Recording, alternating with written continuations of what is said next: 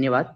योगहार के सभी सदस्यों को एक बार पुनः नमन और अन्य सदस्य समय हो रहा है जुड़ते जा रहे हैं और हमारी आज की मुख्य अतिथि डॉक्टर सुनीता पांडे मैम जुड़ चुकी हैं। आप प्राध्यापक हैं, आप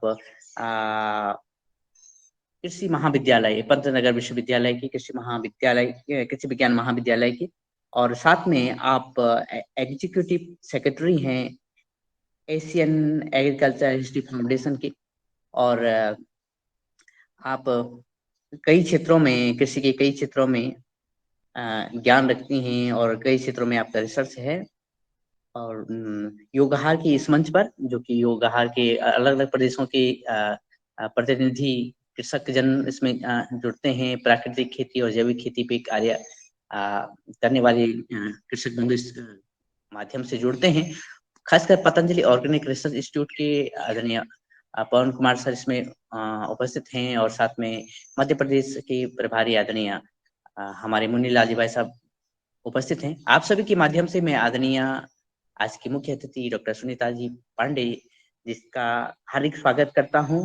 और आप जैसा कि विषय है कि हमारा जो कृषि का स्वर्णिम काल कैसा था, साथ में जो एशियन एग्री हिस्ट्री फाउंडेशन का जो आज हमारी प्राकृतिक खेती है उसमें क्या योगदान है, और मैम जो डिग्री स्तर पर पाठ्यक्रम में प्राकृतिक खेती का समावेश भी कर रही हैं, उस पे भी आप मार्गदर्शन करेंगी। मैम बहुत बहुत स्वागत है आपका जी।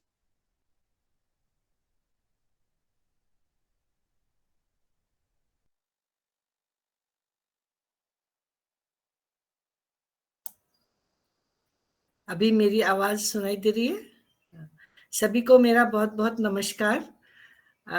दिनेश जी आपका माइक बंद है। हाँ जी जी, मैं असुर मैम को माइक ऑन के लिए कह रहा था और मेरा ही माइक बंद था। क्षमा करिएगा। चलो कोई बात नहीं है। यहाँ पर उपस्थित सभी श्रोतागण, और मैं बड़े महत्वपूर्ण लोगों को भी इसमें देख रही हूँ। डॉक्टर शेखर यहाँ पर है। डॉक्टर साहब नमस्कार। डॉक्टर शेखर का शायद माइक बंद है। हमारे प्राध्यापक रहे हमारे एग्रोनॉमी विभाग के कॉलेज ऑफ एग्रीकल्चर के, आप हेड ऑफ द डिपार्टमेंट से रिटायर हुए यहाँ पर, वो भी यहाँ पर मेरे को दिख रहे हैं। और सभी गणमान्य लोगों का इस प्रभात पर, इस बहुत इम्पोर्टेंट मुद्दे पर जिस पर हम बात करने जा रहे हैं, सभी का बहुत बहुत स्वागत है, अभिनंदन है। तो आज हम शुरू करेंगे कि हमारे भारत की जो कृषि थी वो उसका स्वर्णिम काल कैसा था।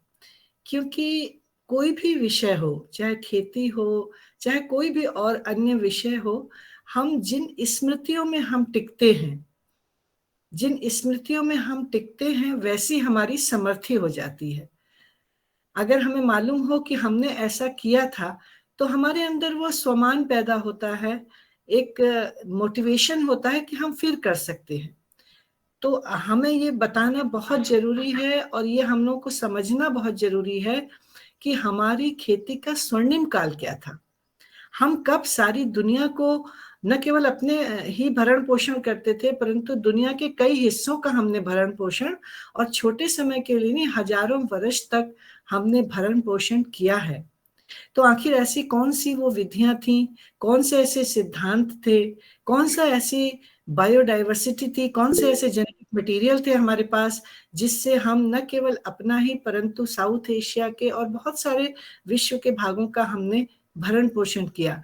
तो जब हमें ऐसी स्मृति हमें आती है, और केवल ऐसे भी नहीं कि हम केवल बात कर रहे हों, आज हमारे पास उसके पुख्ता प्रमाण भी हों, अभिलेख भी उपस्थित हों, डॉक्यूमेंटेशंस भी हमारे पास उपलब्ध हों, डेटा हमारे पास उपलब्ध हो, तो हमें उस स्मृति में टिकने से, उस स्मृति में जाने से ऐसा अपने अंदर समान आता है कि हम फिर से वो स्थिति प्राप्त करने के काबिल हैं। क्योंकि हमें जब भी कृषि के बारे में पढ़ाया जाता है तो हम अक्सर करके यहीं से शुरू करते हैं। खास तौर से युवाओं को जब कृषि पढ़ाते हैं, जब हमारे एग्रीकल्चर कॉलेज में या स्कूल में कृषि की पढ़ाई होती है, तो हम यहीं से पढ़ते हैं कि हम 1947 में एक कटोरा लेकर के भीख मांग रहे थे अलग अलग देशों में, हम भीख मांग रहे थे। उसके बाद फिर हम अपनी कृषि की बात आगे बढ़ाते हैं कि हम कैसे भरपूर हुए, कैसे हम औरों को देने लायक हुए। परंतु हमको ये कभी नहीं पढ़ाया जाता बच्चों को स्कूल में कि हम एक स्वर्णिम काल में थे। हमारा कृषि उत्पादन बहुत अधिक था, हमारे पास बड़ी उन्नत विधियां थीं। उसका अगर हम फाउंडेशन रखें और वो आने वाले समय में, जैसे अभी सेमवाल जी ने कहा कि अभी गवर्नमेंट ऑफ इंडिया में बहुत तेजी से वो काम हुआ है कि कैसे हमारे युवान, कैसे हमारे बच्चे जो हैं, जो कृषि पढ़ते हैं, वो इन सब बातों को जाने। और नेचुरल खेती, जो कि भारतवर्ष की एक नेचुरल विधा रही है, भारतवर्ष की एक नेचुरल परंपरा रही है, हमारा एक वो संस्कार रहा है। नेचुरल खेती कह लें, ऑर्गेनिक खेती कह लें, आजकल शब्दों को लेकर के भी बहुत बहस है। तो इन सब बहस में न जाके भारत के संस्कार के मूल में अगर हम जाते हैं, तो हमारी ये बिना रासायनिक की बड़ी उन्नत खेती हमारा संस्कार थी। हमने उसे हजारों वर्ष किया है। तो आज हम उसी खेती पर थोड़ा सा टचिंग कराने की कोशिश करेंगे कि हमारा खेती का स्वर्णिम काल क्या था, कैसे था, और कैसे हम धीरे धीरे अवनति को प्राप्त हुए और अब पुनः एक जागरण की बेला आई है। तो हम उस पर भी वही कीर्तिमान, क्योंकि हमारा संस्कार है, भारतवर्ष का संस्कार है अन्नम बहु कुर्वेत। अन्नम बहु कुर्वेत माना कि खूब अन्न पैदा करो और उसको बांट के खाओ।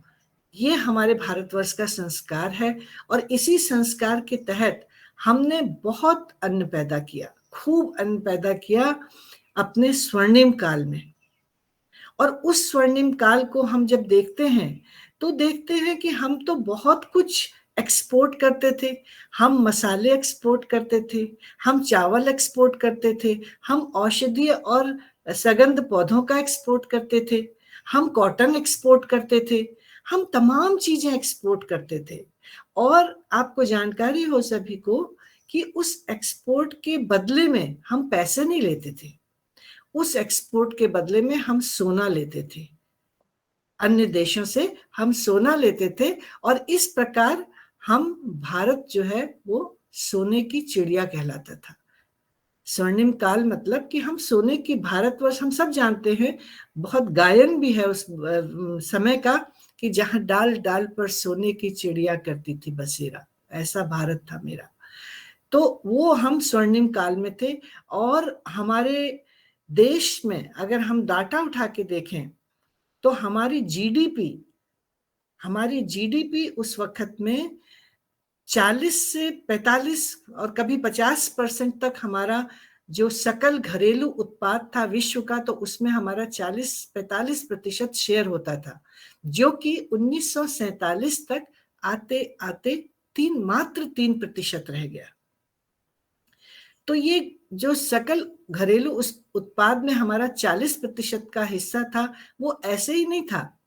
और हम अधिकतर कहते हैं कि हमारा जो भारतवर्ष है ये कृषि प्रधान देश है। ये भी अपने आप में पूर्ण सत्य नहीं है, ये अर्ध सत्य है। पूर्ण सत्य क्या है? हमारा भारतवर्ष कृषि और औद्योगिकी प्रधान देश था, बराबर उद्योग थे हमारे देश में, और उन सभी उद्योगों के चलते हमारी पोस्ट हार्वेस्ट टेक्नोलॉजी बहुत हाई थी, इसीलिए हम बहुत अच्छा एक्सपोर्ट कर पाते थे। तो हम गौ वाणिज्यम कृषि थी हमारे यहाँ, वाणिज्य का बहुत उन्नति थी, जो कि गौ आधारित खेती थी और वाणिज्य बहुत अपनी चरम पर था। तो हमारा देश कृषि एवं उद्यम प्रधान देश था। हम केवल कृषि प्रधान देश कहते हैं। आज भी अगर हम केवल कृषि पर चलेंगे तो हम कभी भी उस काल को प्राप्त नहीं कर सकते, उस कालखंड पर नहीं जा सकते जो कि हमारे पास था, जब तक हम उसे व्यवसाय से नहीं जोड़ते। जब तक हमारे युवान, देखिए अभी आजकल शुरू हो गया है, स्टार्टअप्स शुरू हो गए हैं, तो जब तक हमारे जो युवा शक्ति है वो खेती के साथ उद्यम को नहीं जोड़ेगी, है ना। पहले सारी की सारी खेती पर सारे उद्यम आधारित थे, क्या था, खेती पर सारे उद्यम आधारित थे। परंतु आज वर्तमान में देखें तो बिल्कुल उल्टा है। आज खेती उद्यम पर आधारित है। आज किसान किसके लिए खेती कर रहा है? आज किसान तमाम कंपनियों के लिए खेती कर रहा है, तमाम फर्टिलाइजर इंडस्ट्री के लिए खेती कर रहा है ना। यूरिया आएगी तब खेती होगी, डीएपी आएगी तब खेती होगी, तमाम इंसेक्टिसाइड पेस्टिसाइड हैं, उन कंपनियों के लिए खेती कर रहा है। उन कंपनियों का अगर आप प्रॉफिट का ग्राफ उठा के देखें तो आपको हमेशा उन्नयन की तरफ दिखेगा, बढ़ता हुआ दिखेगा।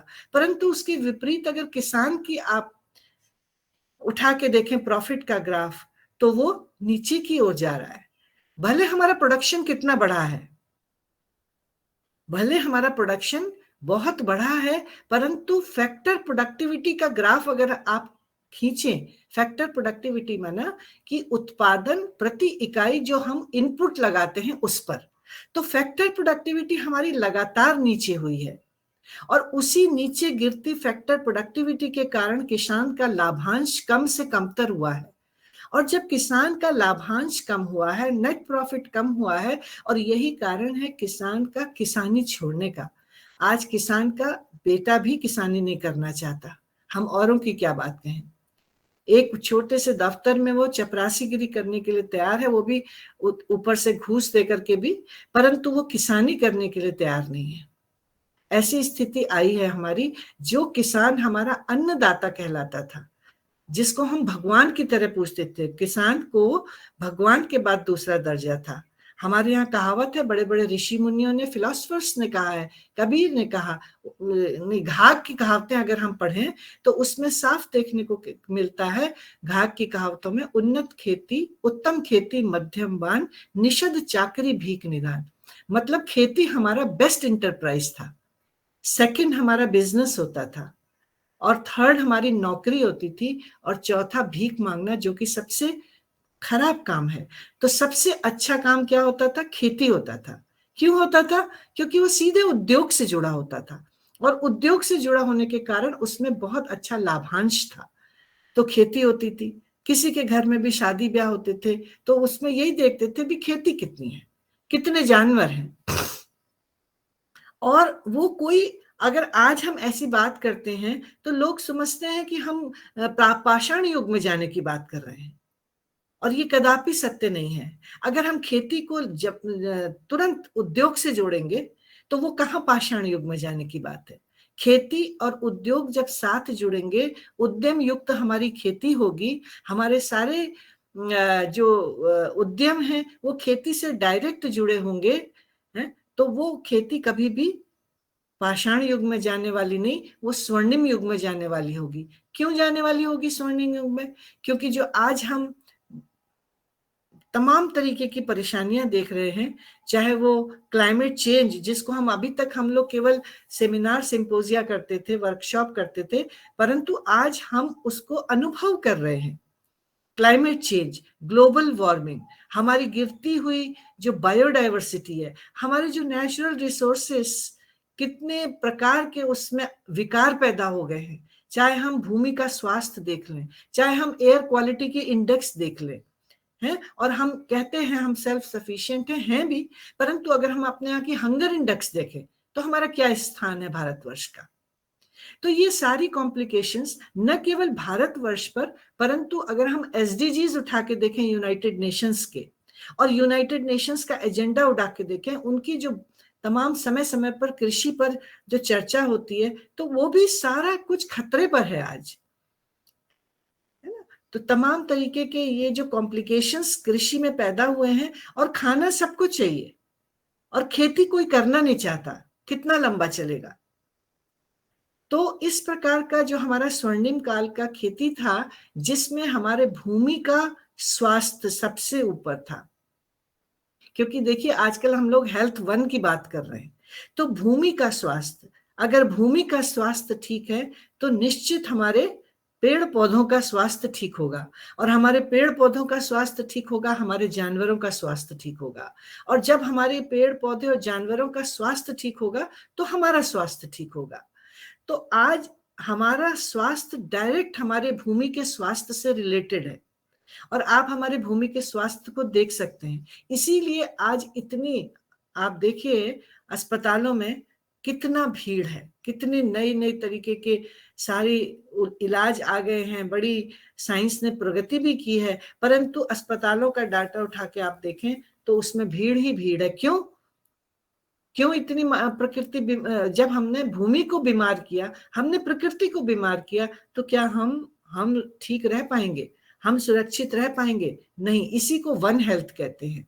तो वन हेल्थ पर और एसडीजीज के, यूनाइटेड नेशंस के एजेंडा हम उठा के देखें तो हमें ऐसा लगता है कि हमको अपने उस स्वर्णिम काल को बिल्कुल ऊपर का एजेंडा बनाना होगा, अपना नेशनल एजेंडा बनाना होगा कि उस वक्त में हम कैसी खेती करते थे, कौन से हमारे खेती के आयाम थे, उनमें हम क्या रिफाइनमेंट कर सकते हैं। ऐसा नहीं कि मॉडर्न एग्रीकल्चर ने कुछ नहीं किया, बहुत कुछ किया, परंतु मॉडर्न एग्रीकल्चर की उस टूल्स एंड टेक्नोलॉजी को हमें, जो हमारी स्वर्णिम काल की कृषि की विधाएं थी, उनसे जोड़ना होगा, उनसे जोड़ करके, और उसमें किसान की भागीदारी, क्योंकि जिसके लिए, जो हमारा स्टेक होल्डर है, जो हमारा कृषक है, उसकी क्या आवश्यकताएं हैं, उसकी क्या जरूरत है, किसी भी टेक्नोलॉजी को इजाद करते समय उसका जो स्टेक होल्डर है उसकी सहभागिता होनी चाहिए।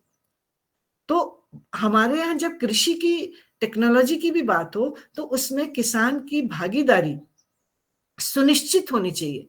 उसमें किसान का जब तक सोशियो इकोनॉमिक परिवेश और किसान की क्या आवश्यकता है, जब तक उसकी भागीदारी नहीं होगी। मैं आपको यहाँ पर एक एग्जाम्पल देना चाहूंगी। अभी आप जानते होंगे या न भी जानते हो तो आपकी जानकारी के लिए, हमारे विश्व में एक जर्नल निकलता है, उसका नाम है नेचर। कई लोग जानते होंगे। तो नेचर नाम का जो ये एक शोध पत्रिका है, ये एक विश्व की बहुत अग्रणी पत्रिका है कृषि के, जिसमें शोध पत्र प्रस्तुत होते हैं। तो उस नेचर पत्रिका में एक आर्टिकल निकला है। उस आर्टिकल के अनुसार 1 लाख रिसर्च पेपर्स का रिव्यू किया गया कि शोध कैसी हो और शोध की फंडिंग कैसी, किस प्रकार की जाए, किस दिशा में शोध जाए। वो पूरा रिव्यू किया गया और 1 लाख रिसर्च पेपर का रिव्यू किया गया। और उस रिव्यू के उपरांत उसका कंक्लूजन ये निकला कि जिस प्रकार की फंडिंग, जिस दिशा में हम फंडिंग कर रहे हैं, उस दिशा से इस देश की और विश्व की भूख मिटने वाली नहीं है। और उसमें कारण जब ढूंढा गया तो कारण उसमें मूल रूप से यही कारण निकल के आया कि टेक्नोलॉजी में हमने किसान की भागीदारी सुनिश्चित नहीं करी। हमारा जो स्टेक होल्डर है किसान, उसकी भागीदारी हमने सुनिश्चित नहीं करी। तो इसलिए हमें अपनी रिसर्च की फंडिंग को, और उसमें उन्होंने कॉर्पोरेट्स को, और जो बड़े बड़े हमारे कॉर्पोरेट सेक्टर हैं जो रिसर्च फंड करते हैं, गवर्नमेंट जो रिसर्च फंड करती है, उसको उन्होंने दिशा देने की कोशिश करी है, आगाह करने की कोशिश करी है कंक्लूजन्स के माध्यम से कि हम अपनी रिसर्च फंडिंग की दिशा को बदलें। हम अपने जो हम स्वर्णिम काल में अभी डिस्कस करने जा रहे हैं, जो हमारा उस प्रकार का रिसर्च है, तो हम उस रिसर्च को हम तवज्जो दें, टॉप प्रायोरिटी दें हम उस रिसर्च को, और किसान की भागीदारी उसमें सुनिश्चित करें। क्योंकि आज हमारे देश में देखिए ज्यादातर किसान कौन है, 70-75% किसान कौन है? 70-75% वही किसान है जिनके पास की जोत का साइज बहुत छोटा है। तो हमारी कोई भी टेक्नोलॉजी कृषि की वो होनी चाहिए जिसमें कृषक का स्वावलंबन निहित हो। नंबर 1, स्वावलंबन की तरफ ले जाए, वो कृषि को आत्मनिर्भरता की तरफ ले जाए, और जो नेचुरल रिसोर्सेस हैं उस पर किसी प्रकार का प्रहार ना हो, कुठाराघात ना हो, उसके अगेंस्ट ना हो, हमारे नेचर से तालमेल खाती हुई हो वो कृषि। बहुत जरूरी है। जब तक कोई भी टेक्नोलॉजी जो नेचर के अगेंस्ट हो वो सस्टेन नहीं कर सकती, लॉन्ग रन में सस्टेन नहीं कर सकती। शॉर्ट रन में हो सकता है वो फायदा करे, और ऐसा ही कुछ हरित क्रांति जब आई तो हुआ। टेक्नोलॉजी बहुत अच्छी थी समय काल खंड के हिसाब से, क्योंकि उस समय ऐसे हालात पैदा हो गए थे कि हम वास्तव में कटोरा लेकर के घूम रहे थे अन्य देशों के पास कि हमें अनाज मिले तब हमारे घर के चूल्हे जले। उसको हम कहते थे शिप टू माउथ इकोनॉमी। तो शिप टू माउथ इकोनॉमी हमारी थी, उस कालखंड की आवश्यकता थी। और वो जो भी हमारे वैज्ञानिकों ने, हमारे योजनाकारों ने, हमारे नीतिकारों ने, हमारे वैज्ञानिकों ने, सब ने मिलजुल करके उस वक्त में जो साइंस लाए उसकी आवश्यकता थी। और उससे हम अपने को न केवल अनाजों में सक्षम कर सके, आत्मनिर्भर हो सके, परंतु हमने लोगों को देना भी शुरू किया। परंतु आज स्थिति फर्क है। जैसे मानो हमें कोई बीमारी हुई है और हमने दवा खाना शुरू किया, अभी बीमारी ठीक हो गई है तो भी हम वही दवा खाते रहे, तो फिर तो हमारे शरीर का नुकसान ही होगा ना। तो आज की परिस्थितियों में हमें बैक टू नेचर, न केवल अपने देश के सुरक्षित भविष्य के लिए, परंतु पूरे इस अर्थ प्लेनेट की सुरक्षा के लिए, पूरे इस रिसोर्स संसाधन की संरक्षण करने के लिए, जिसको कि यूनाइटेड नेशंस ने भी एक बहुत बड़ा एजेंडा रखा है, तो ऐसे समय पर हमें उस स्वर्णिम काल की खेती को, कृषि की परंपरा को, जो कि हमारे लिए नहीं परंतु समस्त विश्व के लिए अनुकरणीय होगी, तो उस पर हमें जरूर खुद जागृत होना चाहिए और उसको हमें अपने युवान को उससे परिचित कराना चाहिए। तो ये एक उचित समय है। और उसमें ये भी नहीं है कि हम उसको वैसे के वैसे ही उठा लें, क्योंकि समय ने करवट ली है, समय आगे बढ़ा है, तो हम उन टेक्नोलॉजीज को उसमें से उठाएं जो आज की समय में भी उतनी ही उपयोगी हैं जो उस समय थी। मैं ऐसा इसलिए कह रही हूं क्योंकि उस कालखंड की कुछ जो टेक्नोलॉजी है वो आज काफी क्षेत्रों में किसानों के मध्य में आज भी उनका पालन किया जाता है। भले ही वो हमारे सिलेबस में नहीं आई, भले ही उनकी रिसर्च फंडिंग नहीं हुई, उसमें भले ही उसमें रिफाइनमेंट नहीं हुआ, परंतु वो फिर भी चलती रही। क्यों चलती रही? क्योंकि उसमें इतना दम था, उन टेक्नोलॉजीज में इतना दम था कि वो आज भी अनुकरणीय हैं। तो इसमें हमारी क्या ड्यूटी बनती है? हमारी ड्यूटी बनती है कि हम उन तकनीकों को देखें और उसमें रिफाइनमेंट करें, उसमें इंप्रूवमेंट करें। तो जो ग्रीन रिवॉल्यूशन टेक्नोलॉजी आई वो हमारी अपनी तकनीकी नहीं थी, वो हमारे भारतवर्ष के किसानों के अनुरूप तकनीकी नहीं थी। और उस वक्त में शायद उतना प्रोजेक्शंस वैज्ञानिक नहीं कर पाए कि इस प्रकार की तकनीकी से आगे आने वाले 50, 60, 70 सालों में क्या प्रकृति का होगा। क्योंकि जो टेक्नोलॉजी प्रकृति के हार्मनी में नहीं है वो लंबे समय तक नहीं चल सकती है। लेकिन फिर भी वो समय की आवश्यकता थी, उस कालखंड की आवश्यकता थी, तो हम उस पर कोई भी इस प्रकार की बात नहीं कर सकते कि वो गलत हुआ। लेकिन अभी हमको फिर समय अनुसार हमको चलना पड़ेगा। तो इसी सब बातों को समेटते हुए मैं अपनी एक पीपीटी शेयर करूंगी आप लोग। पीपीटी के माध्यम से हम आगे बढ़ेंगे कि आखिर वो उस स्वर्णिम ऋषि कृषि काल में क्या क्या हमारे पास उपलब्धियां थी, कैसे हम खेती करते थे, हमारे पास कौन सी टेक्नोलॉजी थी और उसको हम आज कैसे अपना सकते हैं। तो इन बातों पर मैं चर्चा करना चाहूंगी। मैं थोड़ा शेयर करने की कोशिश करती हूँ अपना प्रेजेंटेशन। और इस बीच में अगर किसी को कोई सवाल होता है तो वो अपना लिख सकते हैं, ताकि हम इस सत्र के अंत पर कुछ समय उस पर चर्चा कर सकें।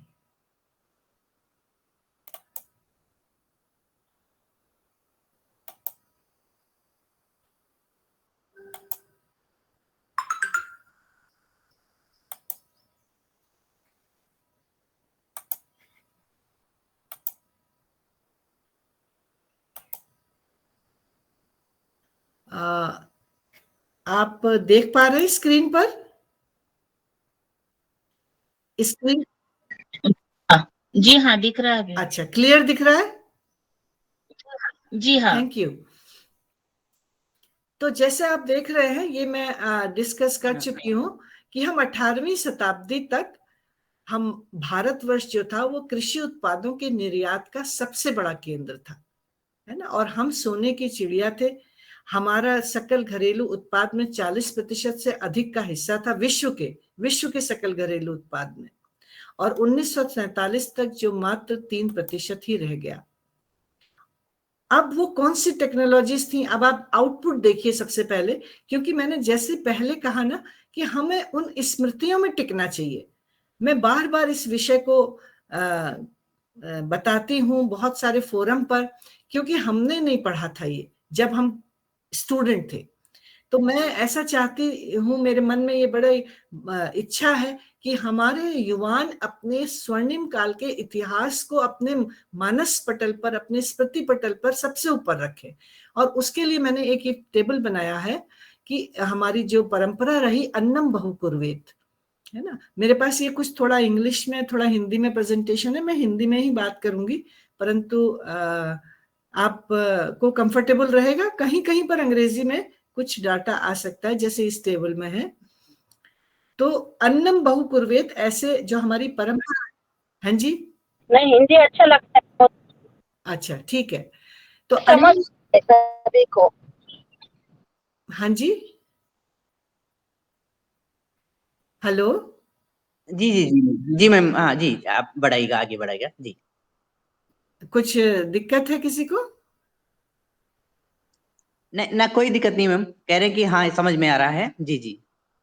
अच्छा, तो हमारी जो परंपरा और दर्शन भारत का अन्नम बहुकुर्वेत, तो उसका एक एग्जाम्पल मैं आपके आगे रख रही हूँ कि हमारा एक प्रोडक्टिविटी के जो हमारे पैमाने थे उसको आप देख सकते हैं। 10वीं और 19वीं शताब्दी के बीच में का ये डाटा है। और इसमें आप देखिए कि जो रीजन है तंजावुर का, ये दक्षिण भारत का रीजन है, और उसमें 900 से 1200 ईस्वी तक हमारे धान की उपज का आप लेवल देखिए, 120 से 180 क्विंटल पर हेक्टेयर पैडी, 12 से 18 टन पर प्रति हेक्टेयर धान की उत्पादकता का हमारे पास अभिलेख उपलब्ध है। इसी प्रकार दूसरा एक रामनाथपुरम है, जो कि कंपैरेटिवली तुलनात्मक रूप से थोड़ा ड्राई एरिया है। उसमें 1325 ईस्वी में 20 टन प्रति हेक्टेयर पैडी की उत्पादकता का अभिलेख हमको मिलता है। इसी प्रकार चेंगलपट्टू रीजन में, मद्रास के चेंगलपट्टू रीजन में 2000 खेतों का जब सर्वे किया गया तो उसमें ऐसा पाया गया कि 1760 ईस्वी की ये बात है, 9 टन मतलब 90 क्विंटल प्रति हेक्टेयर धान का हमने उत्पादकता ली। इसी प्रकार इलाहाबाद में 1803 ईस्वी तक हम 75 क्विंटल प्रति हेक्टेयर 7.5 टन प्रति हेक्टेयर फूड ग्रेन्स का उत्पादन लेते रहे। इसी प्रकार कोयम्बटूर में 1807-8 ईस्वी तक हम 13 टन माने कि 130 क्विंटल प्रति हेक्टेयर पैडी का हम उत्पादन करते रहे। तो ये सब डेटा सुन करके, देख करके, और इसके प्रमाण उपलब्ध हैं, पब्लिकेशन उपलब्ध हैं।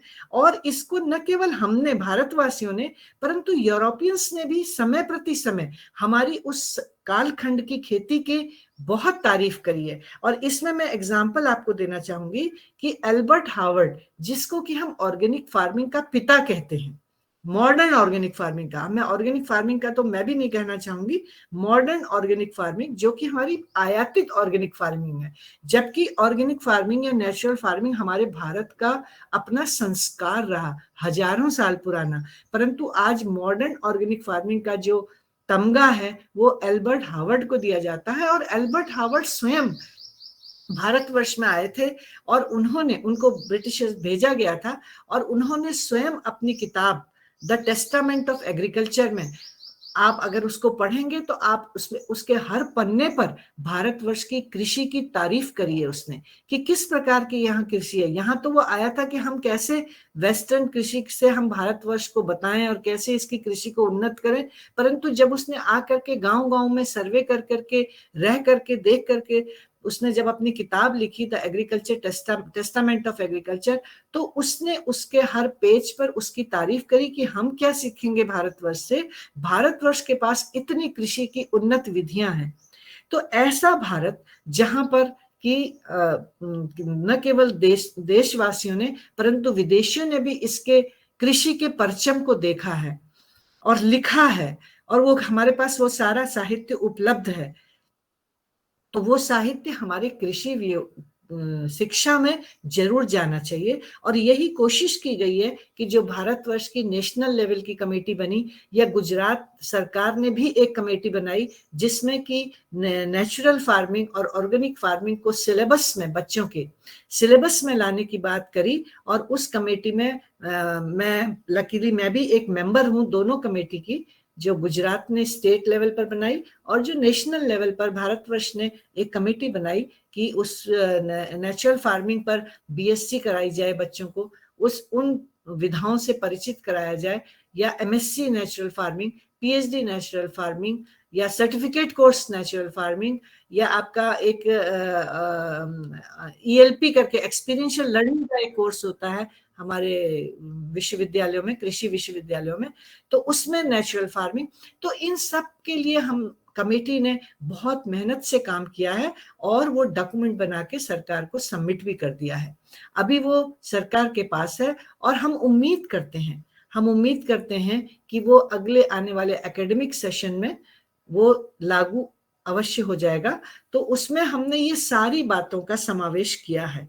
एक मेंबर होने के नाते मैंने कोशिश करी है कि ये सारा स्वर्णिम काल का कृषि हमारे युवाओं के मध्य में वो पढ़ें, ताकि उनका मनोबल बढ़े, उनको पता चले अपने भारतवर्ष के स्वर्णिम काल की कृषि का क्या परिचय था और वो कैसे था, और उसको फिर वो अपने R&D में, रिसर्च एंड डेवलपमेंट में उसको शामिल करें, उसकी पढ़ाई करें, और दुनिया के आगे फिर से वही भारतवर्ष की पिक्चर बने कि जो जहां डाल डाल पर सोने की चिड़िया करती थी बसेरा, वो भारत देश था मेरा।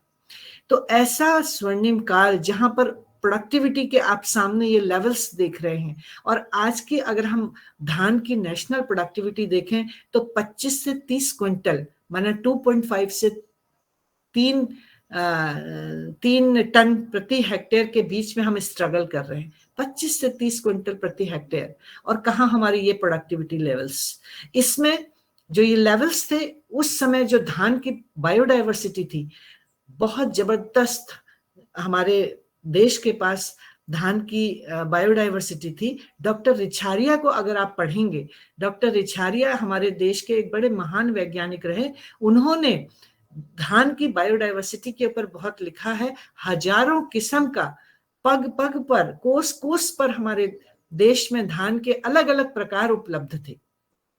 30-40 हजार प्रकार के हमारे पास जर्मप्लाज्म थे, जिसमें से बहुत तो खो चुके हैं, परंतु बहुत अभी उगाए जाते हैं, उनका संरक्षण हो जाए। ट्राइबल एरिया में अगर हम देखें तो बहुत सारी खेती अभी हमारे स्वर्णिम काल के, जो हेरिटेज जिसको हम कहते हैं, ट्रेडिशन, परंपरा, हेरिटेज और परंपरा को अगर हम देखें अपनी कृषि की, तो आज भी वो बहुत सारे ट्राइबल्स में होती है। तो वो मैंने जैसे अभी पहले ही बताया कि वो ऐसा नहीं है कि वो पुरातन काल की कोई पाषाण युग की टेक्निक है, वो बहुत ही प्रभावशाली टेक्नोलॉजीज हैं, परंतु हमने उनको उन्नत नहीं किया, उनको रिफाइंड नहीं किया, उनको हम अपने R&D एजेंडे में नहीं लाए, उनके ऊपर हमने फंड्स खर्च नहीं किए कि हम उन्हें और पुरस्कृत कर सकें कि जो हमारी जो पॉपुलेशन जो अभी बड़ी हुई है उसको भी भरण पोषण करने के लिए वो काफी हो। अब इस रिसर्च, इस डेटा को देखते हुए अगर हमसे कोई ये कहे कि हम क्या पाषाण युग में जाएंगे, अपने परंपराओं का अगर हम फिर से उस प्रकार से खेती करने लगे, तो क्या ये डेटा हमको ये बताते हैं? ये डेटा तो चीख चीख के कहते हैं कि अगर इस प्रकार के प्रोडक्टिविटी लेवल्स आज हम लाएं तो हम भारतवर्ष ही नहीं परंतु पूरे विश्व को फिर से खिलाने योग्य बच जाएंगे।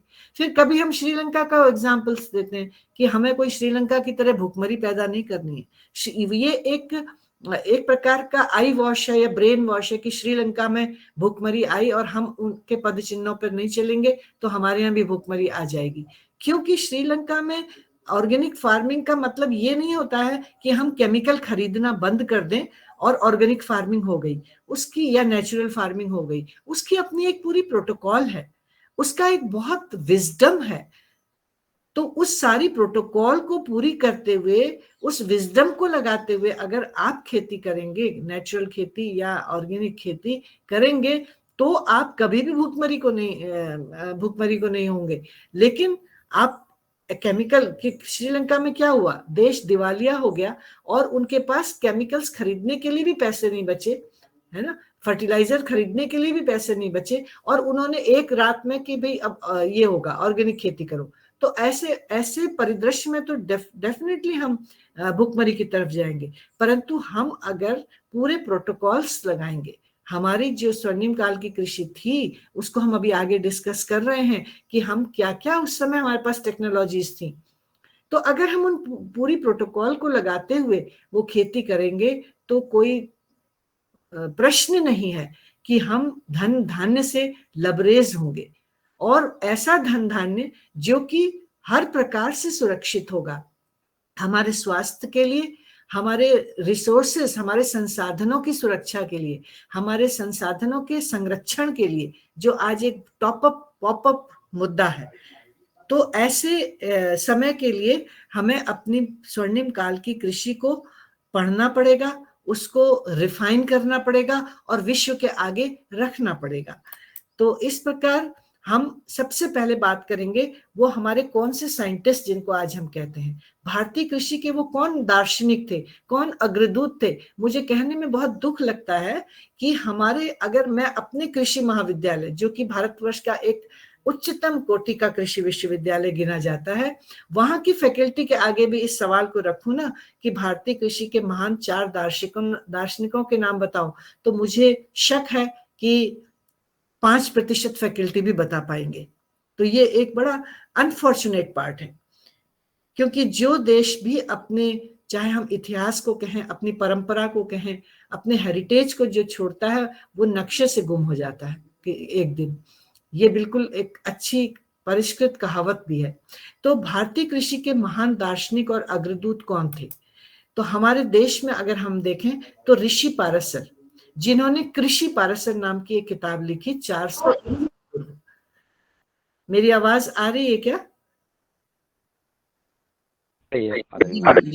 आ रही। हाँ, तो मैं, तो ऋषि पारसर, जिन्होंने कृषि पारसर की किताब, कृषि पारसर नामक किताब आज से 400 ईसा वर्ष पूर्व लिखी। तो ये एक, जैसे कहते हैं ना, इंसाइक्लोपीडिया ऑफ, आज हम बात करते हैं मल्टी डिसिप्लिनरी, हम बात करते हैं कि मल्टी डिसिप्लिनरी प्रोजेक्ट हो, तो ये अपने आप में एक मल्टी डिसिप्लिनरी एक इंसाइक्लोपीडिया थे। इनको कृषि का ज्ञान तो था ही, साथ साथ में इनको एस्ट्रोनॉमी, एस्ट्रोलॉजी और इस प्रकार के वो, उन्होंने इतनी अच्छी ये किताब लिखी है, और ये किताब आज हमारे पास उपलब्ध है। और जैसे अभी सेमवाल साहब ने रिक्वेस्ट किया मुझसे कि हमें एशियन एग्री हिस्ट्री फाउंडेशन का भी रोल बताएं, तो मैं यहाँ पर एशियन एग्री हिस्ट्री फाउंडेशन का रोल को भी आपके सामने रखना चाहूंगी। सभी जानते होंगे, और नहीं जानते हैं तो आपकी जानकारी के लिए, doctor Yashwant Laxman Naine, doctor YL नैने, जो कि इस कृषि जगत का एक, मैं कहूंगी एक सितारा है तो कोई अतिशयोक्ति नहीं होगी, और कृषि जगत का जो आधुनिक कृषि है उसके ऋषि सुरपाल भी कह सकते हैं उन्हें ऋषि पारसर भी कह सकते हैं उन्हें, आधुनिक कृषि का ये भी पदवी उनको दी जा सकती है। ऐसे आधुनिक कृषि के जाने माने, अंतरराष्ट्रीय स्तर पर जाने माने डॉक्टर YL नैने ने एशियन एग्री हिस्ट्री फाउंडेशन की स्थापना करी। और वो क्यों करी, थोड़ा सा, क्योंकि इस समय थोड़ा मेरे पास है बताने के लिए, अधिकतर फोरम्स में समय की भी मर्यादा रहती है तो उतना विस्तार नहीं हो पाता है। यहाँ पर समय आप लोगों ने दिया है, तो मैं आप लोगों के ज्ञान के लिए भी बताना चाहूंगी कि जब डॉक्टर नैने अपनी PhD अमेरिका में कर रहे थे, अमेरिका में PhD कर रहे थे, तो उनके एक प्रोफेसर ने उनसे पूछा कि डॉक्टर नैने, आप अपनी भारतवर्ष की इतनी परंपराओं की और बहुत बातें करते हैं, परंतु जब हम विश्व की कृषि के इतिहास को उठा के देखते हैं, ये अमेरिका का प्रोफेसर कह रहा है, अमेरिका का प्रोफेसर उनसे कह रहा है कि जब हम उठा के देखते हैं विश्व के कृषि का इतिहास, तो भारतवर्ष का कोई कंट्रीब्यूशन नहीं मिलता है। तो ये बात उनको बिल्कुल चुभ गई डॉक्टर नैने को, क्योंकि वो बहुत देशभक्त भी थे। एक अंतरराष्ट्रीय ख्याति प्राप्त वैज्ञानिक होने के साथ साथ वो एक बहुत उच्च कोटि के देशभक्त भी थे।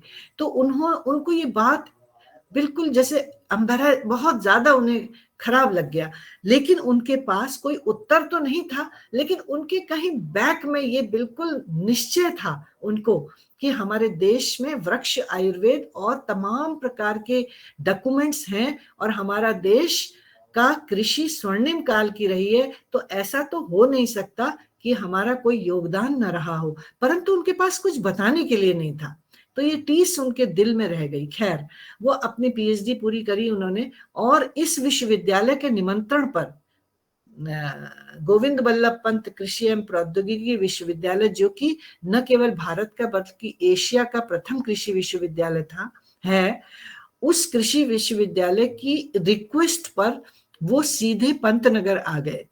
उन्होंने, विश्वविद्यालय ने कहा, उनको चिट्ठी लिखी कि आपकी यहाँ जरूरत है और आप यहाँ आ जाइए। तो 1960 में वो यहाँ पर आ गए। और मैं आपको बताना चाहूंगी कि इस विश्वविद्यालय की प्रथम फैकल्टी, क्योंकि विश्वविद्यालय स्थापित हुआ नवंबर 1960 में, और उन्होंने जून 1960 में इस विश्वविद्यालय में ज्वाइन कर लिया था। विश्वविद्यालय की रिक्वेस्ट पर वो आ गए थे पंतनगर में। और जो एक ऑफिशियली कहते हैं चला विश्वविद्यालय, जब हमारे देश के प्रथम प्रधानमंत्री ने इसका अनावरण किया, वो तारीख थी जो 17 नवंबर 1960। परंतु जो पहली फैकल्टी उससे थोड़ा ही पहले जो ज्वाइन कर चुके थे वो थे डॉक्टर वाईएल रेने, और उनके मन में वो जो टीस थी वो थी।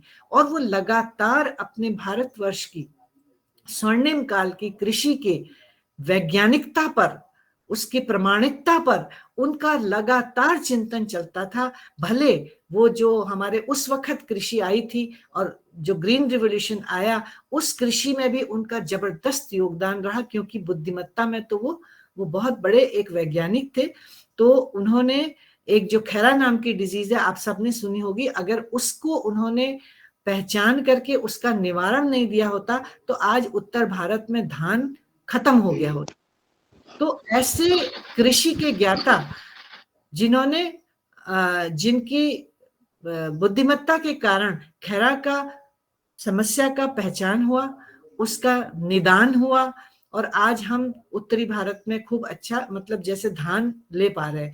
परंतु उनके दिल में, उनके दिमाग में हर वक्त अपनी उस कृषि का, जो उनके प्रोफेसर ने यूएस में उनको जो टीस उनके थी, तो वो चलता रहता था। वो 14 साल बाद यहाँ से चले गए इकरी सेट के बुलावे पर, क्योंकि उन्होंने इतने कीर्तिमान स्थापित कर दिए थे। यूनिवर्सिटी का जो नाम है वो वर्ल्ड के मैप पर आ गया उनकी खोज के कारण, जो खैरा डिजीज राइस में उन्होंने निवारण किया, और उनको तमाम पुरस्कारों से नवाजा गया। फिर वो यहाँ से हैदराबाद इकरी सेट चले गए, परंतु उनके दिमाग में, दिमाग में वही चीज चलते रहती थी। और 1994 में आप देखिए उस शख्स की जो खोज थी वो चलती रही, और 1994 में उनको पता चला कि वृक्ष आयुर्वेद, जो कि भारतवर्ष के ऋषि सुरपाल द्वारा लिखा गया है, वो वृक्ष आयुर्वेद ऑक्सफोर्ड यूनिवर्सिटी में, इंग्लैंड की ऑक्सफोर्ड यूनिवर्सिटी में उसकी मूल प्रति पड़ी हुई है। और न केवल पड़ी हुई है बल्कि जर्मन्स ने उसका ट्रांसलेशन जर्मन में करा लिया है। तो उनको जैसे सपने से कोई जाग जाता है ना, तो इस प्रकार उन्होंने एकदम अपने जो, क्योंकि एक प्रभावशाली व्यक्तित्व तो थे ही वो, तो उन्होंने अपने प्रभाव से उस मूल प्रति का पता कर लिया, और उनको ये समझ आ गया कि मतलब उनको ये प्रमाण हो गया कि ये है वहां पर ऑक्सफोर्ड विश्वविद्यालय में। तो उन्होंने उस प्रति को प्राप्त करने के लिए प्रयास किए, परंतु मूल प्रति तो उनको नहीं मिल पाई। तो वहां से उस वक्त में, जैसे आजकल पेन ड्राइव चलता है, तो उस वक्त में माइक्रोफिश चलता था। तो माइक्रोफिश में उसकी पूरी रिकॉर्डिंग, जो कि आज भी हमारे पास नहीं है वृक्ष आयुर्वेद की मूल प्रति, वो ताम्र पत्रों में लिखी हुई ऑक्सफोर्ड विश्वविद्यालय में रखी हुई है। वहां की एक लाइब्रेरी है, बोडलियन लाइब्रेरी। तो बोडलियन लाइब्रेरी में आज भी वहां पर रखी हुई है। तो उसकी एक माइक्रोफिश में उन्होंने वो कॉपी जो है रिकॉर्ड करके अपने पास मंगवाई, और जब वो उनके पास आई और उन्होंने उसकी फोटो निकलवाए तो वो संस्कृत में थी, मूल संस्कृत में थी। तो संस्कृत उनको आता नहीं था, तो उन्होंने हैदराबाद में उस्मानिया यूनिवर्सिटी एक होती है, तो वहां की जो head of the department doctor Nalini Shadle थी, बड़ी बुद्धिमान, बहुत सभी के बीच में परिचित, नेशनल लेवल की वो ज्ञाता थी संस्कृत की, चूड़ामणि उपाधि से परिष्कृत थी। तो उन्होंने उनसे रिक्वेस्ट किया कि डॉक्टर शादले आप इसको हमारे लिए अंग्रेजी में इसका ट्रांसलेशन कर देंगी। तो उन्होंने देखा, और वो थोड़ा हेड ऑफ द डिपार्टमेंट थी, थोड़ा रिटायरमेंट के करीब भी थी, उनका स्वास्थ्य थोड़ा ठीक नहीं रहता था, फिर भी उन्होंने कहा कि डॉक्टर नैने मैं इसको करूंगी, परंतु मैं इसका कोई चार्ज भी नहीं लूंगी आपसे, परंतु मुझे थोड़ा समय लग जाएगा। तो डॉक्टर नैने को तो लग रहा था कैसे इसका ट्रांसलेशन हो और मैं पढ़ूं इसको, तो उन्होंने कहा नहीं आप करें, आप इसको करें, टेक योर ओन टाइम, और मैं इंतजार करूंगा। उन्होंने 1994 से 1996 तक उसका 2 सालों में उसका अंग्रेजी में ट्रांसलेशन किया डॉक्टर शादले ने। और यहाँ पर एक बात और मैं उल्लेख करना चाहूंगी कि डॉक्टर नैने ने 2000 पौंड लगा करके उस वक्त वो अपनी जेब से खर्च कर करके वो मंगाई थी, और इसमें डॉक्टर नलिनी शादले ने उनसे कोई भी चार्ज नहीं किया। तो उनके पास वो अंग्रेजी का ट्रांसलेशन 1996 में उनके हाथ में आया, और जब उन्होंने उस ट्रांसलेशन को पढ़ा अंग्रेजी के, तो उस वक्त में वो इक्री सेट में हैदराबाद में, आप सभी जानते होंगे, एक इंटरनेशनल संस्था है, इंटरनेशनल संस्था है जिसमें डॉलर्स में तनख्वाह मिलती है, बहुत तनख्वाह मिलती है वहां पर वैज्ञानिकों को, और अधिकतर वैज्ञानिक वहां पर विदेशों के काम करते हैं, क्योंकि इंटरनेशनल है, भारतवर्ष के वैज्ञानिक भी उस संस्था में काम करते हैं। तो डॉक्टर नैने उस समय इक्री सेट में डिप्टी डायरेक्टर जनरल की पोस्ट पर आसीन थे, और वो डायरेक्टर जनरल होने ही वाले थे, और 5 बरस उनकी सेवा के अभी बचे थे। लेकिन जब उन्होंने इसका ट्रांसलेशन देखा अंग्रेजी में वृक्ष आयुर्वेद का, तो उन्होंने रिजाइन कर दिया। उन्होंने कहा कि अभी मुझे वृक्ष आयुर्वेद पढ़ना है, और उसी दिन उन्होंने एक संस्था जो एशियन एग्री हिस्ट्री फाउंडेशन, अपने ही जैसे कहते हैं ना लाइक माइंडेड, जो एक तरीके से सोचने वाले अंतरराष्ट्रीय ख्याति प्राप्त वैज्ञानिकों का एक समूह बनाया, और एशियन एग्री हिस्ट्री की स्थापना कर दी, एशियन एग्री हिस्ट्री फाउंडेशन की, और अपने घर को ही ऑफिस में तब्दील कर दिया। अपने एक घर का बड़ा भाग उन्होंने ऑफिस में तब्दील कर दिया, और इक्री सेट से उन्होंने 5 बरस पहले रिजाइन करके संपूर्ण सेवाएं एशियन एग्री हिस्ट्री फाउंडेशन के माध्यम से अपनी स्वर्णिम काल की कृषि को जागृत करने में लगा दिया। अपनी पूरे सक्रिय 25 बरस तक उन्होंने काम किया अपने क्योंकि जब उनको वृक्ष आयुर्वेद उनके हाथ में आ गया, तो उन्होंने कहा और कौन कौन से ऐसी पांडुलिपियां हैं जिनको कि हम इसमें अपने ऋषि कृषि कालखंड की, जो हमारे वैदिक कालखंड की जो पांडुलिपियां हैं, उस पर उन्होंने काम करना शुरू किया, उसकी ढूंढ मचानी शुरू करी, और उन्होंने 8 क्लासिक्स ऐसे ट्रांसलेट किए जिसका कि अभी हम जिक्र कर रहे हैं आगे। तो उन्होंने, और वो कोई अंग्रेजी में थे, कोई अरबी में थे, फारसी में थे, कोई संस्कृत में थे, अंग्रेजी में तो कोई नहीं था, संस्कृत में थे, हिंदी में कोई नहीं थे।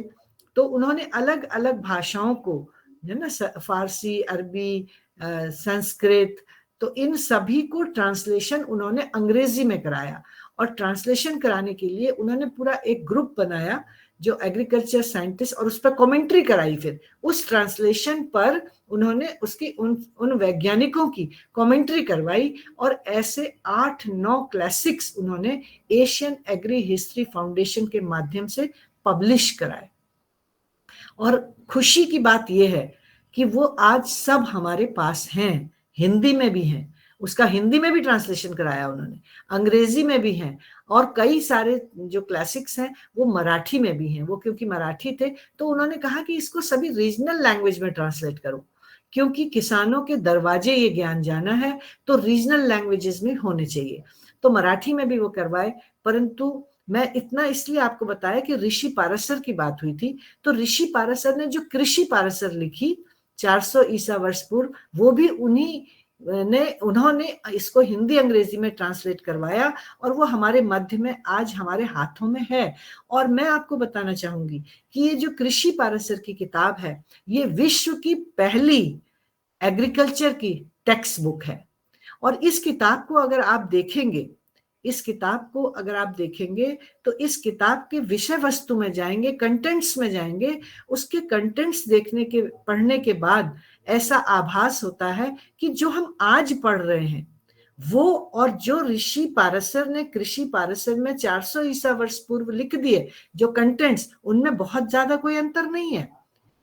जो फाउंडेशन पर जो कृषि की नॉलेज हम आज ले रहे हैं, वो सारे विषय, चाहे वो भूमि सिलेक्शन के हों, चाहे वो क्रॉप कल्टीवेशन के हों, चाहे वो रेनफॉल प्रेडिक्शन मॉडल्स हों, चाहे वो ग्राउंड वाटर की बात हो, चाहे वो बिजाई से लेकर के कटाई तक, प्लांट प्रोटेक्शन तक, वो सारी बातें चैप्टर वाइज ऑर्गेनाइज्ड वे में ऋषि पारसर ने कृषि पारसर के माध्यम से 400 ईसा वर्ष पूर्व पब्लिश करी, डॉक्यूमेंटेशन करी। वो डॉक्यूमेंट हमारे पास आज हिंदी अंग्रेजी में उपलब्ध है। और इसी बात को देखते हुए मेरे मन में इतना भाव आया कि मैंने ऋषि पारसर की एक प्रतिमा, 6 फीट ऊंची संगमरमर की प्रतिमा, मैंने अपने महाविद्यालय को डोनेट करी, कृषि महाविद्यालय को। मैंने कहा इसको फ्रंट लॉन पर आप लगाइए। और उस वक्त अभी हाल में ही, अभी जब कोरोना काल था, तो उस वक्त में हमने वो प्रतिमा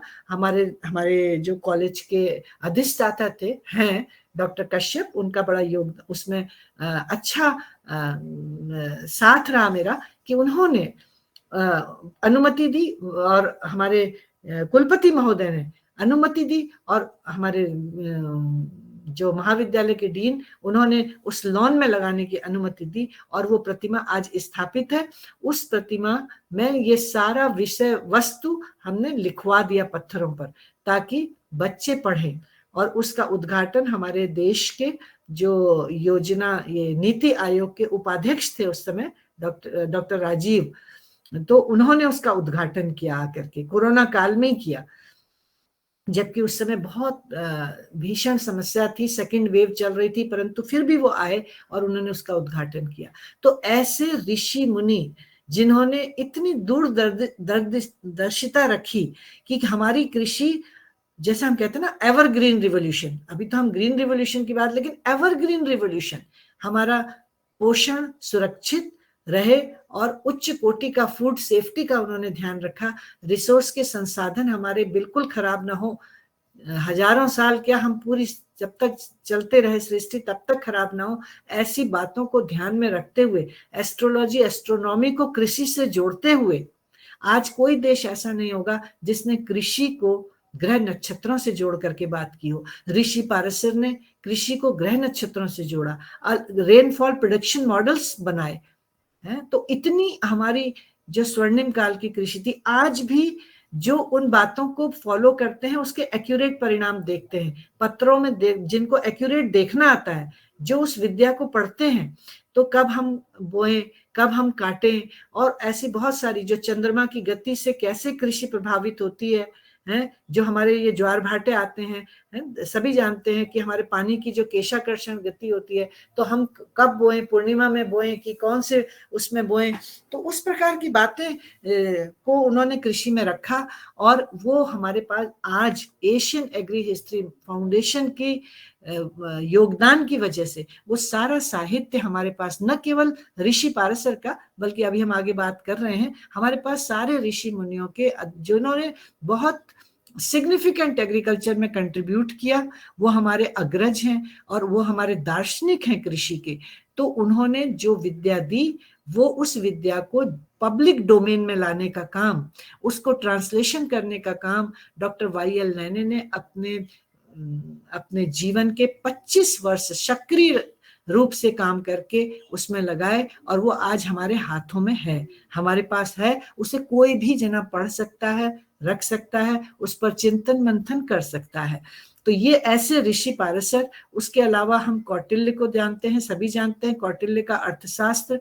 उस अर्थशास्त्र में एक वॉल्यूम पूरा कृषि पर है, जो उन्होंने कई वॉल्यूम लिखे कौटिल्य का अर्थशास्त्र, तो एक वॉल्यूम पूरा कृषि पर है जिसका टाइटल है सीता अध्यक्ष, है ना। सीता अध्यक्ष, सीता को हल भी कहा जाता है, भूमि से रिलेटेड है वो। तो सीता अध्यक्ष नाम का एक चैप्टर है, तो उसमें उन्होंने कृषि की सारी पॉलिसीज की बात करी है, जो आज हमारा नीति आयोग उसको पढ़ करके उसको हमारे नीति आयोग में उसकी अनुशंसाएं जानी चाहिए, है ना। उसके जो हम आज एग्री बिजनेस मैनेजमेंट में पढ़ते हैं, किस प्रकार से ये क्लस्टर बेस्ड खेती किस प्रकार से हो, कैसे होनी चाहिए, सारा उन्होंने पॉलिसी प्लानिंग पर बात करी है। और वो आज के दिन में भी वो पूरा ताल्लुक रखती है कि हमारा किस प्रकार से पॉलिसी प्लानिंग कृषि की हो।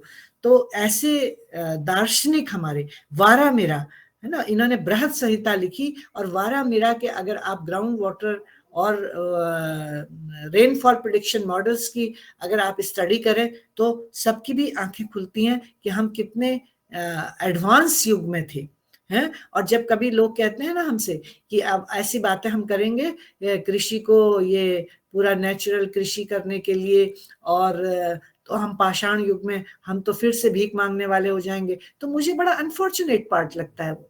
मुझे ऐसा लगता है कि हम उनको अगर बेस बनाएंगे और उसमें रिफाइनमेंट करके तो हम गोल्डन एज में जाएंगे। हम पाषाण एज में नहीं, परंतु गोल्डन एज में जाएंगे। कुछ अग्रज हमारे और आप देख सकते हैं जो हमारे दार्शनिक रहे, ऋषि कश्यप 1200 वर्ष पूर्व इन्होंने जो डॉक्यूमेंट्स, कश्यपिया कृषि शुक्ति, इन्होंने जो डॉक्यूमेंट लिखा, पांडुलिपि लिखी, वो उसका नाम है कश्यपिया कृषि शुक्ति।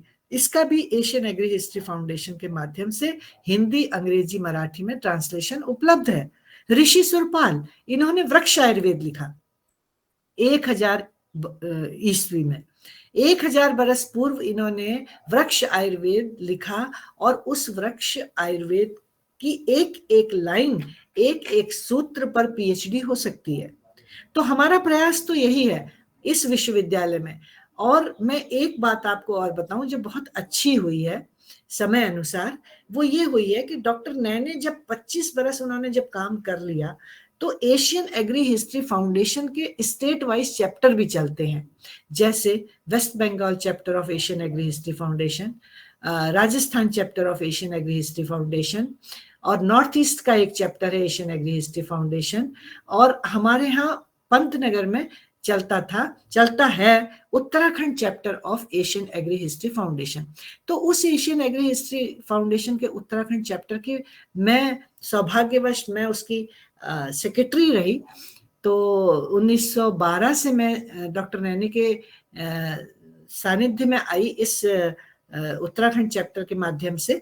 तो हमने वहां पर देखा कि ये वृक्ष आयुर्वेद तो बहुत इंपॉर्टेंट है, तो उसकी एक एक लाइन बड़ी इंपॉर्टेंट है। उससे पहले हमको भी नहीं पता था कि क्या है ये वृक्ष आयुर्वेद।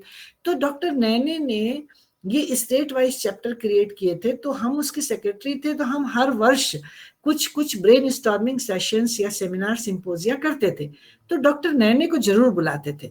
तो जब डॉक्टर नैने 2017 में जब आखिरी बार हमारा कॉन्फ्रेंस वहां पर हुआ, तो हमने उनको बुलाया, और उस बार 25 सालों तक काम करने के बाद उन्होंने कहा कि ये, उन्हें ऐसा लगता था कि अब उनके पास समय कम है, स्वास्थ्य की उनकी थोड़ा सा लिमिटेशंस आ गई थी, और विधि का विधान है, ये फिजिकल चोला तो छोड़ना ही पड़ता है, तो उनको ऐसा लगता होगा शायद। तो उन्होंने यहाँ पर एक पॉइंट रखा कि मेरे बाद इस एशियन एग्री हिस्ट्री फाउंडेशन, जो कि हैदराबाद में स्थापित मैंने किया है, सिकंदराबाद में, तो उसका जो स्थानांतरण है हेडक्वार्टर का, वो पंतनगर यूनिवर्सिटी उसको अडॉप्ट कर ले, उसको यहाँ पर स्थान दे दे। तो इसमें R&D अब होनी है, क्योंकि सारा ट्रांसलेशन का काम और कुछ एक्सटेंशन का काम, किसानों के मध्य में भी वो काम धीरे धीरे परकोलेट हो रहा था, और मास स्केल पर किसान उसे अपनाना शुरू कर दिए थे। बहुत सारे सामाजिक ग्रुप्स का इसमें बहुत बड़ा योगदान है। फैटर्निटी का, एग्रीकल्चर साइंटिस्ट का मैं कहूंगी अभी क्या बिल्कुल भी योगदान अभी कम से कमतर है, परंतु हो रहा है धीरे धीरे। तो लेकिन सामाजिक ग्रुप्स, बहुत सारे ग्रुप्स आए, उन ग्रुप्स को हम अभी यहाँ पर आपको दिखाएंगे भी। तो उन ग्रुप्स ने बड़ा अच्छा काम किया कि जो ये ज्ञान हिंदी और अंग्रेजी में एशियन एग्री हिस्ट्री फाउंडेशन के माध्यम से भी आया था, तो उसको फार्मर्स के मध्य में जगह मिल रही थी उन सामाजिक ग्रुप्स के माध्यम से। तो बहुत सारे अच्छे परिणाम आने की वजह से ये फैल भी रहा था।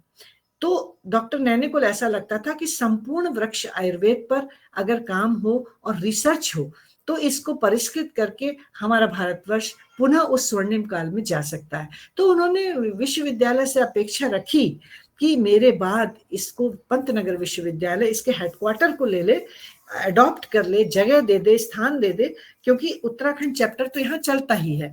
तो और वो ये बात कह करके वो चले गए और 2018 में उन्होंने शरीर भी छोड़ दिया।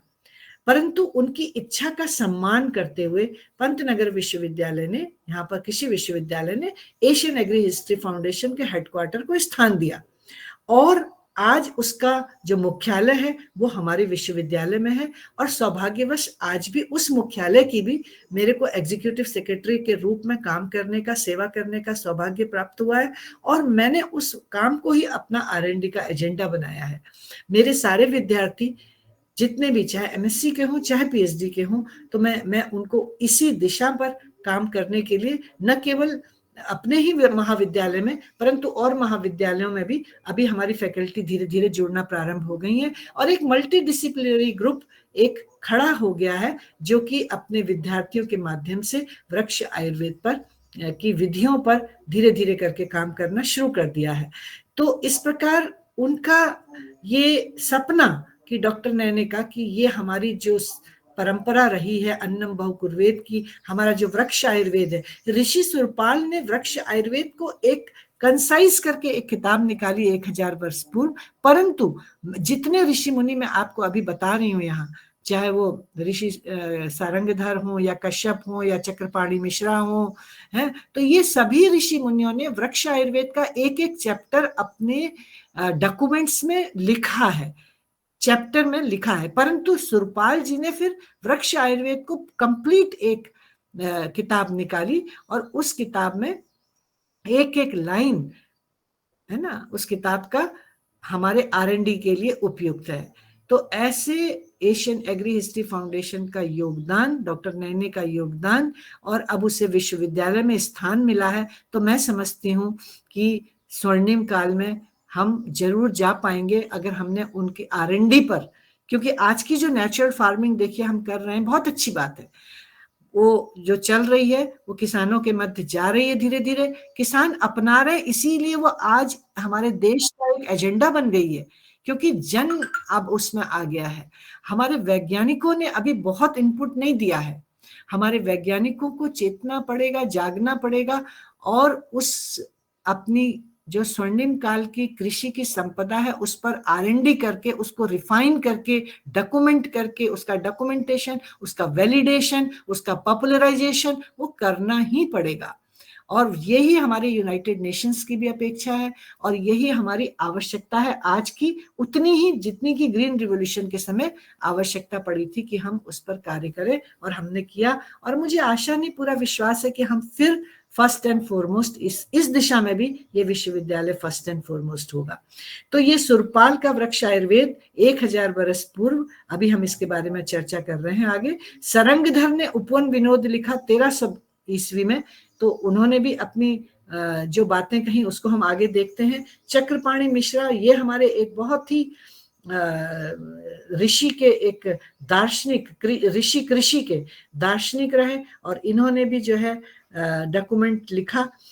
इस प्रकार से हम देखेंगे, एक एक डॉक्यूमेंट देखेंगे और उसको बिल्कुल ब्रीफ में आपको केवल टचिंग करा रही हूँ, जिसकी फिर डिटेल में पढ़ने की इसकी इच्छा हो तो ये सारे डॉक्यूमेंट्स हमारे कृषि महाविद्यालय में एक लाइब्रेरी खुली है, जो कि हमने उसका नाम रखा है डॉक्टर YL नैने मेमोरियल लाइब्रेरी।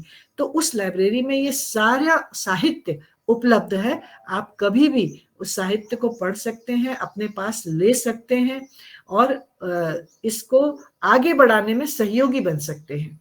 तो जैसे बताया कि कृषि पाराशर लिखी ऋषि पाराशर ने, ये 400 BC में, इसमें रेनफॉल प्रिडिक्टिंग मॉडल की तो बात ही है, पूरा मैनेजमेंट उसमें फार्मिंग का और कैटल्स का दिया हुआ है, सीड हेल्थ के बारे में बात करी है, और एक एक विषय पर बात करी है जो कि आज मॉडर्न एग्रीकल्चर के समय में भी उतनी ही उपयोगी है जितनी कि 400 BC में थी।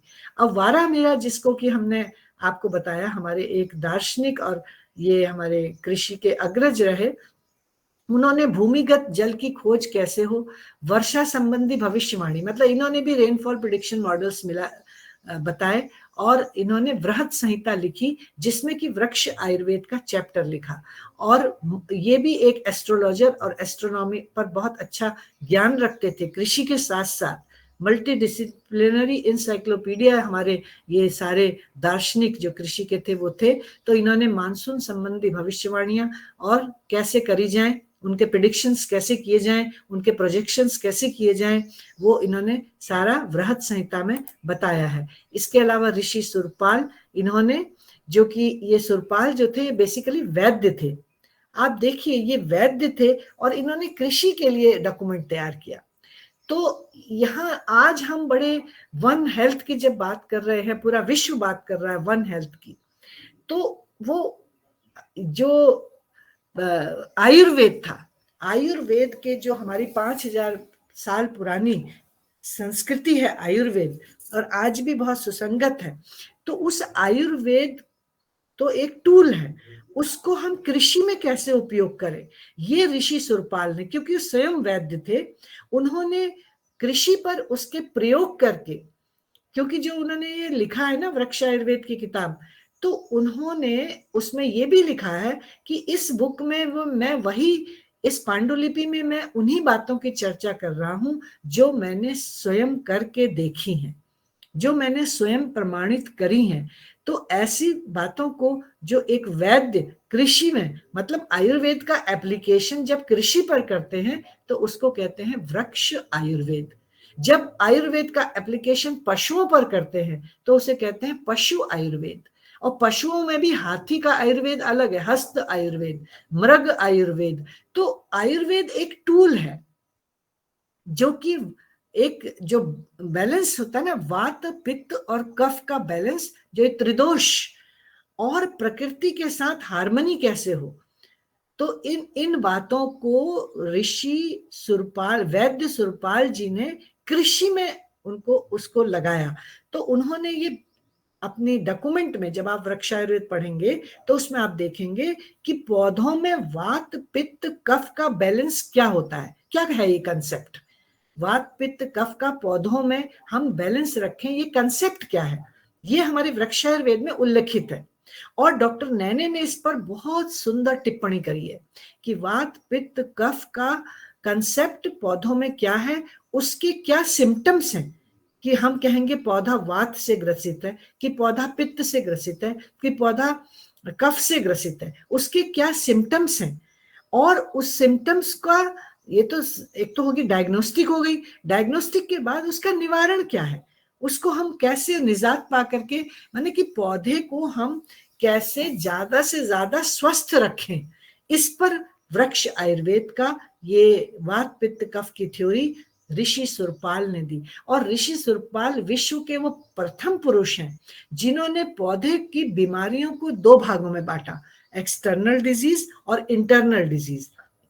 एक्सटर्नल डिजीज वो बीमारियां हैं जो कि मौसम से, टेम्परेचर से, जो फिजिकल हमारे जो बाहर के फैक्टर हैं, पशु पंछियों से है नुकसान से पैदा होती हैं, के द्वारा नुकसान किए जाने से होती हैं।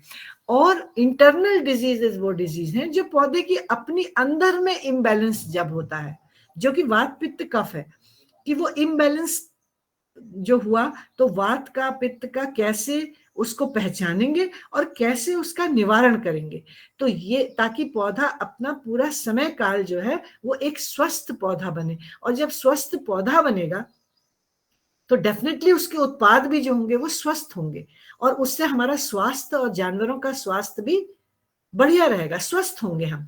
आज जो हम उत्पाद खा रहे हैं आप सब जानते हैं, हम सब्जियां खा रहे हैं, फल खा रहे हैं, कितना उसमें पेस्टिसाइड, इंसेक्टिसाइड है जो हम टेक्नोलॉजी अपना रहे हैं, उससे हम खा क्या रहे हैं। पंजाब जैसा देश, पंजाब जैसा प्रदेश जो कि हमारा फूड बाउल कहलाता है, और मैं समझती हूँ ग्रीन रिवोल्यूशन टेक्नोलॉजी को जितना अच्छी तरह से पंजाब ने मतलब हर तरीके से उसने अपनाया, लेकिन आज क्या है, पंजाब से ही एक ट्रेन चलती है, वो ट्रेन का नाम ही कैंसर एक्सप्रेस है। उसमें वो जाती है भटिंडा से निकल करके, वो ट्रेन चलती है कहीं कहाँ जाती है, भटिंडा से गंगानगर, नागपुर जाती है, नागपुर, भटिंडा से बीकानेर जाती है, और उसमें 80% लोग कैंसर के होते हैं, इसीलिए उसका नाम कैंसर ट्रेन रखा है।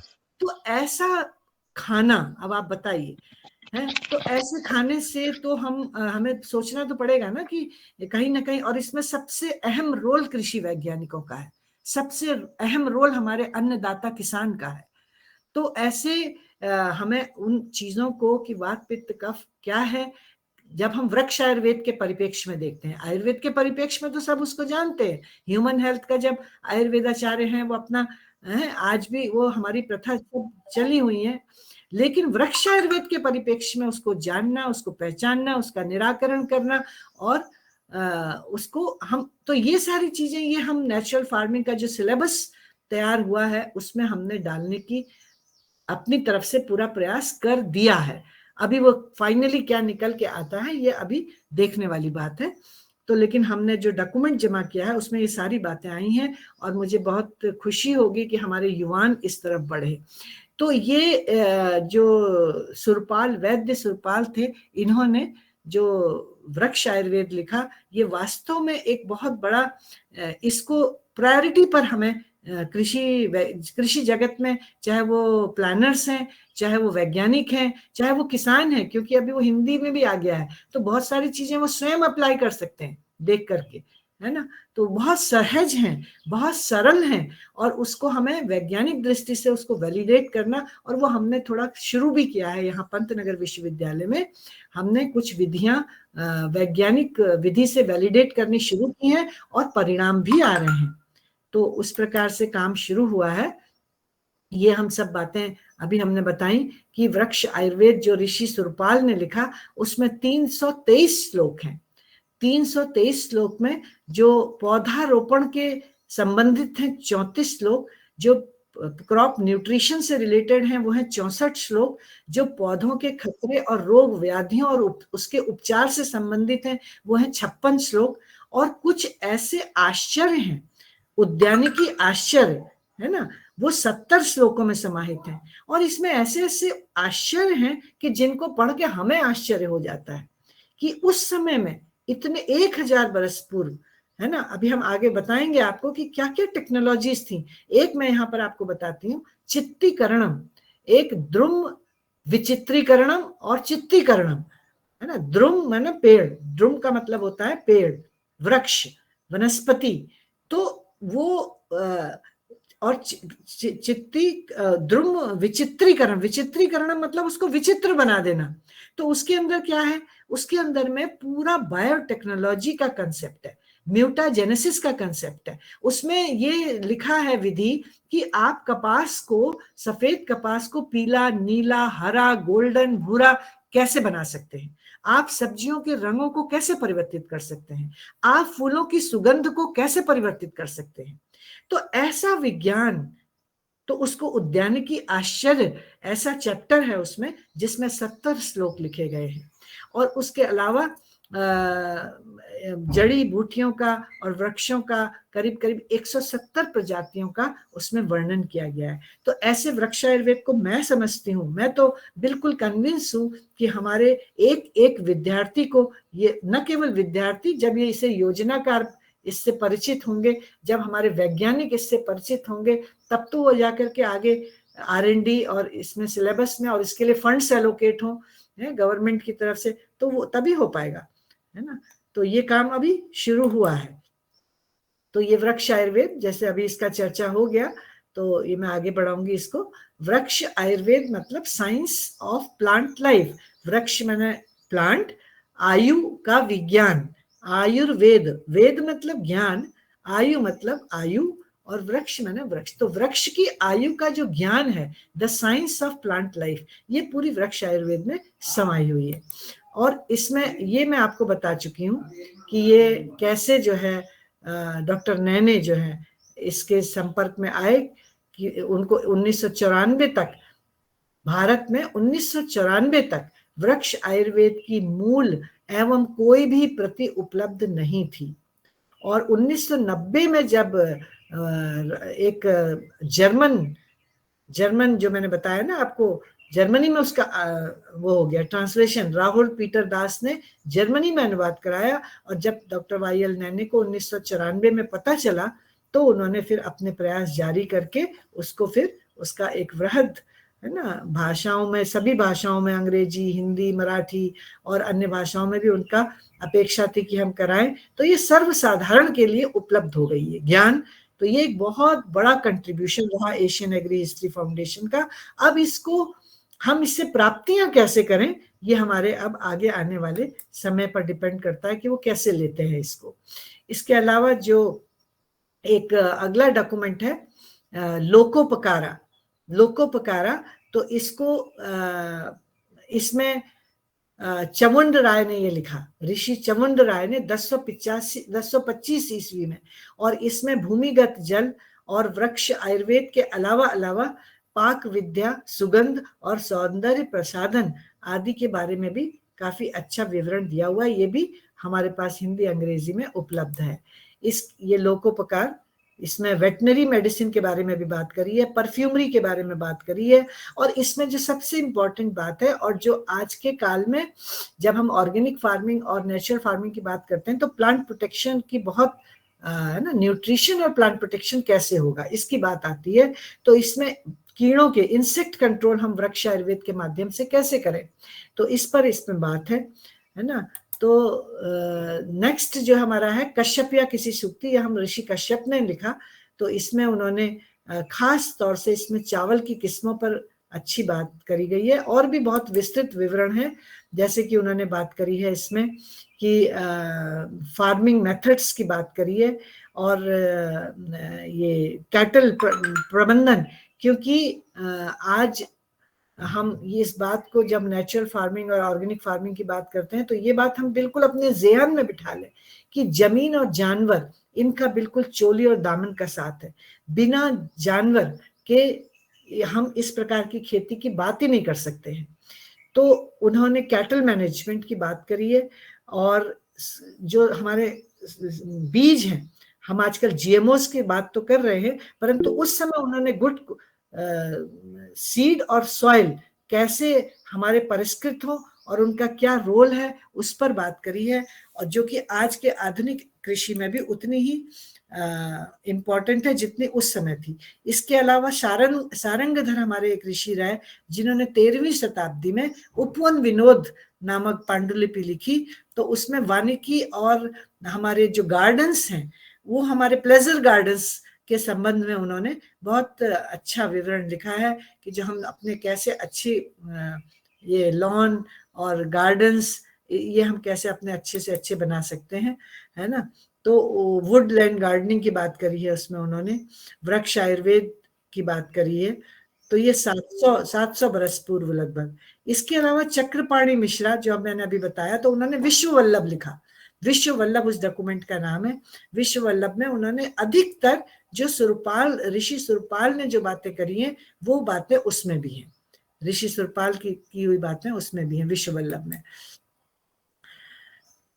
Harvesting of rain water, detection of ground water, growing horticultural crops, management of crop disorders, ये सारा बातें चक्रपाणी मिश्रा जी ने विश्व वल्लभ में करी हैं। कहने का मतलब है कि हर प्रकार की टेक्नोलॉजी हमारी थी उस वक्त में। इसके अलावा जो बहुत लेटेस्ट भी कह सकती हूँ मैं इसे, हमारा जो स्वर्णिम काल का जो हमारा कृषि रही, उसके कंपैरिजन में ये एक लेटेस्ट है, इसको दारा शिकोह ने लिखा है, नुस्खा दर फन्नी फलाहत। ये करीब 350 बरस पुराना टेक्स्ट है पर्शियन में। इसको भी एशियन एग्री हिस्ट्री फाउंडेशन ने हिंदी, अंग्रेजी, मराठी में ट्रांसलेशन कराया, और इसमें अधिकतर जो ग्राफ्टिंग, जो अनरिलेटेड ट्रीज की ग्राफ्टिंग कैसे करें, कहने का मतलब है कि भारतवर्ष में ये सारे ज्ञान जो हम आज देख रहे हैं, हमारे जो मॉडर्न कृषि के हैं, उनका जो फाउंडेशन है वो कहीं ना कहीं हमारी ऋषि कृषि परंपरा से लेकर के, और यहाँ पर जो ये दारा शिकोह जी ने भी लिखी, ये बहुत सुंदर किताब है, नुस्खा दर फन्नी फलाहत। इसमें ड्रिप इरिगेशन सिस्टम की बात करी गई है। तो ये उतना ही विज्ञान जो आज हमारे मॉडर्न कृषि का विज्ञान है, उसका वो संगत है उस समय के ज्ञान से। इसके अलावा महर्षि परशुराम ने कहते हैं कि कृषि गीता जो है, ये भी हमारे एशियन एग्री हिस्ट्री फाउंडेशन ने इसका भी अनुवाद कराया, और ये हमारे पास उपलब्ध है। इसमें जो केरल के लोग हैं उनके लिए खेती वहाँ का थोड़ा डिफरेंट है, पेनिनसुलर एरिया है। तो केरल के जो महर्षि परशुराम ने केरल के लोगों को खेती करना कैसे सिखाया, कैसे उन्होंने सॉइल मैनेजमेंट, क्रॉप मैनेजमेंट, जो तटीय क्षेत्र था वहां पर, और खास चावल का इसमें इन्होंने काफी वैरायटीज कौन कौन सी थी, और उनकी हम कैसे उनकी अच्छी प्रोडक्टिविटी लेते थे। आपने लेवल्स देखे ना चावल की प्रोडक्टिविटी के, तो इस प्रकार का वर्णन कृषि गीता में परशुराम जी ने किया। इसके अलावा ये एक सोमेश्वर विक्रमादित्य थर्ड थे, तो इन्होंने वृक्ष आयुर्वेद इन्होंने लिखा, मछली पालन की बात करी, हाथी पालन जैसे अनेक विषय पर इन्होंने चर्चा करी। इसके बाद मृग पक्षी शास्त्र, ये भी एक बहुत बढ़िया डॉक्यूमेंट है, जो कि गुजरात में जो हमारे एक राजा थे हंसदेव उनके द्वारा लिखी गई थी, और इसमें पशु पक्षियों के विज्ञान पर बहुत सुंदर डॉक्यूमेंटेशन है। ये भी एक देखने योग्य, पढ़ने योग्य किताब है। तो इस प्रकार से अगर हम वृक्ष आयुर्वेद को देखें, तो ये वृक्ष आयुर्वेद कोई एक किताब का नाम नहीं है, ये अलग अलग समय पर अलग अलग ऋषि मुनियों ने अलग अलग भौगोलिक परिस्थितियों की कसौटी पर जो खरा उतरा प्राचीनतम ज्ञान है, उन्होंने अपने अपने डॉक्यूमेंट पर एक एक चैप्टर लिखा, जिसको ऋषि सुरपाल ने फिर टोटलिटी में भी एक वृक्ष आयुर्वेद की किताब लिखी। तो वो जो है ज्ञान हमारे विद्यार्थियों के मध्य था, गुरुकुल परंपरा के तहत हमारे व्यवहार में था, है ना। तो इसलिए हमारी कृषि जो थी वो इतनी उन्नत थी। परंतु धीरे धीरे धीरे ये ज्ञान जो है वो जो विलुप्त हुआ, खास तौर से जब हमारे यहाँ अंग्रेजी का, जब मैकॉले पद्धति आई और अंग्रेजी में हमने लिखना पढ़ना शुरू किया, वो जब अंग्रेजी आई तो हम लोग बिल्कुल इलिटरेट हो गए, है ना। लिटरेट, हमारी लिटरेसी परसेंट एक तरह से 0 हो गई। और जबकि हमारे डॉक्यूमेंट्स बताते हैं कि 1300, 1400, 1500 शताब्दी में हम 100%, 80-90% लिटरेट थे, तो हम अचानक इलिटरेट हो गए। और हमने अंग्रेजी के ज्ञान को पढ़ा, और पढ़ के हमारी जो संस्कृति तो वही थी अन्नम बहुकुरियेत, तो हमने उस संस्कृति को फिर प्रूफ किया। हमने उस ज्ञान में फिर भी से भी हम ग्रीन रिवोल्यूशन लाए, और हमने अपनी जो संस्कृति थी उसका हमने भरण पोषण किया। जो लास्ट रेफरेंस है वृक्ष आयुर्वेद का, लास्ट रेफरेंस जो है 1725 ईस्वी में शिव तत्व रत्नाकर में मिलता है। शिव तत्व रत्नाकर एक जो डॉक्यूमेंट है, अंतिम उल्लेख उसमें वृक्ष आयुर्वेद का मिलता है, जब वो पढ़ाई जाती थी और हमारे व्यवहार में थी, और हम स्वर्णिम काल में थे। और उस वृक्ष आयुर्वेद को अगर हम टोटलिटी में देखें तो उसमें खेत की तैयारी से लेकर, बीजों उपचार से लेकर, फसल सुरक्षा से लेकर, फसल उगाने की विधियों से लेकर, उसके फसल के मध्य में क्या दूरी हो, क्या क्रॉप ज्योमेट्री हो, है ना, कैसे हम अपने फलों के जो उद्यान लगाते हैं, ऑर्चर्ड लगाते हैं, उनके हम गड्ढों की तैयारी कैसे करें, हमारे भूजल का क्या अनुमान है, कहाँ जल मिलेगा, कहाँ नहीं मिलेगा, कितना मिलेगा, उस विषय पर, उन सभी मुद्दों पर वृक्ष आयुर्वेद में चर्चा की है। अब उसमें मैं एक बात आपको यहाँ ये हाईलाइट करूंगी कि क्योंकि हम अक्सर जब नेचुरल फार्मिंग, ऑर्गेनिक फार्मिंग की बात करते हैं तो हमारे जहन में न्यूट्रिशन और प्लांट प्रोटेक्शन की बात सबसे पहले आती है। तो जो दुनिया का सबसे पहला तरल जैविक खाद है वो हमारे ऋषि सुरपाल ने कुणप जल, अब इसे कुनाप जल वो अंग्रेजी में लिखते हैं, कुनाप जल, हिंदी में इसको कहते हैं कुणप जल। ये पहला हमारा फर्टिलाइजर ऋषि सुरपाल ने तैयार किया था 1000 बरस पूर्व, है ना। आज हम जो FYM होता है, जो कंपोस्टिंग वाली खादें हैं, वो हमारे डॉक्यूमेंट्स, जो हमारी पांडुलिपियां हैं, उसमें वो कहीं नहीं है जिनको सड़ाया जाता है। ये हमारा रेफरेंस ही नहीं है। और आज हम आश्चर्यचकित होंगे कि FYM हमारा फार्म यार्ड मैन्योर जिसको हम कहते हैं, ये हमारी संस्कृति का पारंपरिक ज्ञान नहीं है। हमारी कृषि संस्कृति का पारंपरिक ज्ञान है फर्मेंटेड लिक्विड ऑर्गेनिक फर्टिलाइजर, और ये बहुत ही फास्ट एक्ट करता है, जिसको कि आज देखो बहुत सारे जो हमारे ग्रुप हैं, जैसे जीवामृत आप सुन रहे होंगे, है ना, मटका खाद है, जीवामृत है, और भी बहुत सारे तरल ऐसे जो सामाजिक संस्थाओं ने किसानों के मध्य ले गए हैं, चाहे वो बीजामृत है, जीवामृत है ना, तो वो बहुत सारे और नामों से जो प्रचलित हो रहे हैं।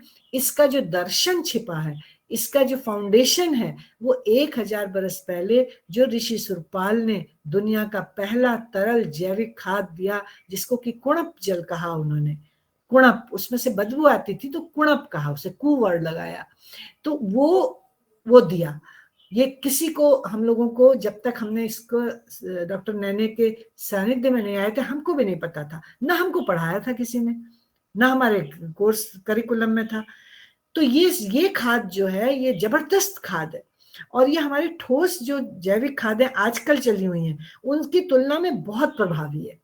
क्योंकि हम सब जानते हैं कि जो तरल है वो तुरंत फायदा करता है। जैसे हम कहते हैं ना बच्चों को कि 2 मिनट्स मैगी, उस प्रकार से ये पौधों के लिए मैगी है कि ये तुरंत अपटेक इसमें, क्योंकि इतने सारे इसमें जीवाणु होते हैं, ये जीवाणुओं का कल्चर है एक तरीके का, है ना। तो वो ये जैसे हम इसको खेत में डालते हैं तो हमारे जीवाणुओं की संख्या बढ़ती है खेत में, हमारी जमीन जो है वो हमारी जीवित हो जाती है।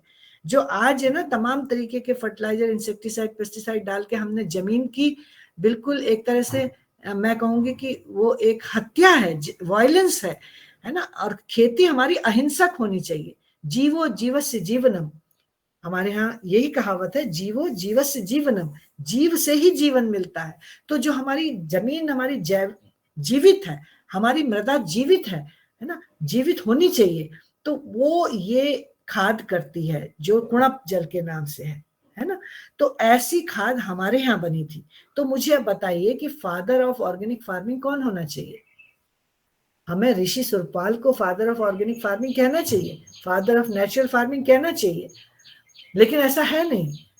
लेकिन father of modern organic farming हम कहें तो ठीक है, एल्बर्ट हावर्ड, लेकिन मॉडर्न जो कि हमारे यहाँ आज लगाई गई है, और उसको हम इसलिए बहुत तेजी से नहीं उसको फैला पा रहे हैं क्योंकि उसमें वो तत्व अनुपस्थित हैं जो होने चाहिए। वो कंपोनेंट्स जो हमारा जो टोटल प्रोटोकॉल था वो है नहीं।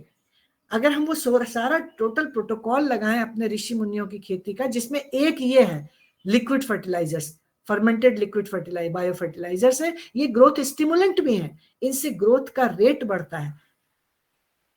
तो ये इसको हम पंतनगर में हम वैलिडेट करने का प्रयास कर रहे हैं। कई हमारे थीसिस वगैरह हमारे बच्चे कर चुके हैं, MSc PhD के, कुछ कर रहे हैं, परिणाम अच्छे आ रहे हैं। इस पर शोध करने की जरूरत है।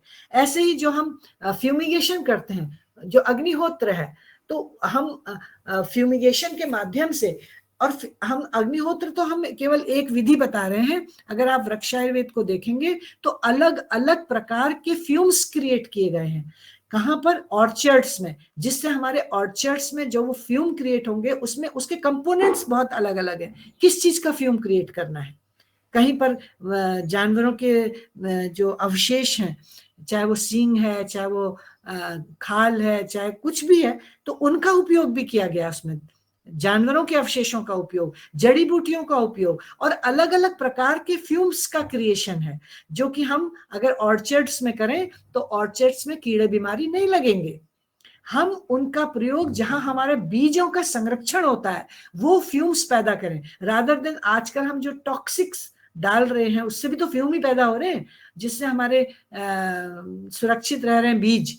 तो उन बीजों को संग्रहित करना, संरक्षित करना अगली बिजाई तक के लिए, उसको फ्यूमिगेशन से हम कैसे सुरक्षित रखें, ये सारे बातें हमारे वृक्षायुर्वेद में लिखी हैं। परंतु हमारे वैज्ञानिकों को इसे वैलिडेट, आज के परिप्रेक्ष्य में वैलिडेट करना पड़ेगा। हमारे कृषक कुछ करते भी हैं, कुछ गांवों में करते हैं ये फ्यूमिगेशन, ट्राइबल्स में करते हैं और बहुत सक्सेस होता है। तो ये फ्यूमिगेशन की प्रक्रिया यह आनी चाहिए, है ना। तो इस प्रकार से बहुत और साइंसेस हैं जो हमारे वृक्षायुर्वेद में लिखी हैं, हमें करनी चाहिए। ये वैद्य सुरपाल का मैंने जस्ट आपको रखा है, जो कुणप जल 1000 बरस पूर्व, ये संस्कृत में लिखा हुआ है ऊपर, आप देख पा रहे हैं आप देख पा रहे हैं इसको? जी जी मैम।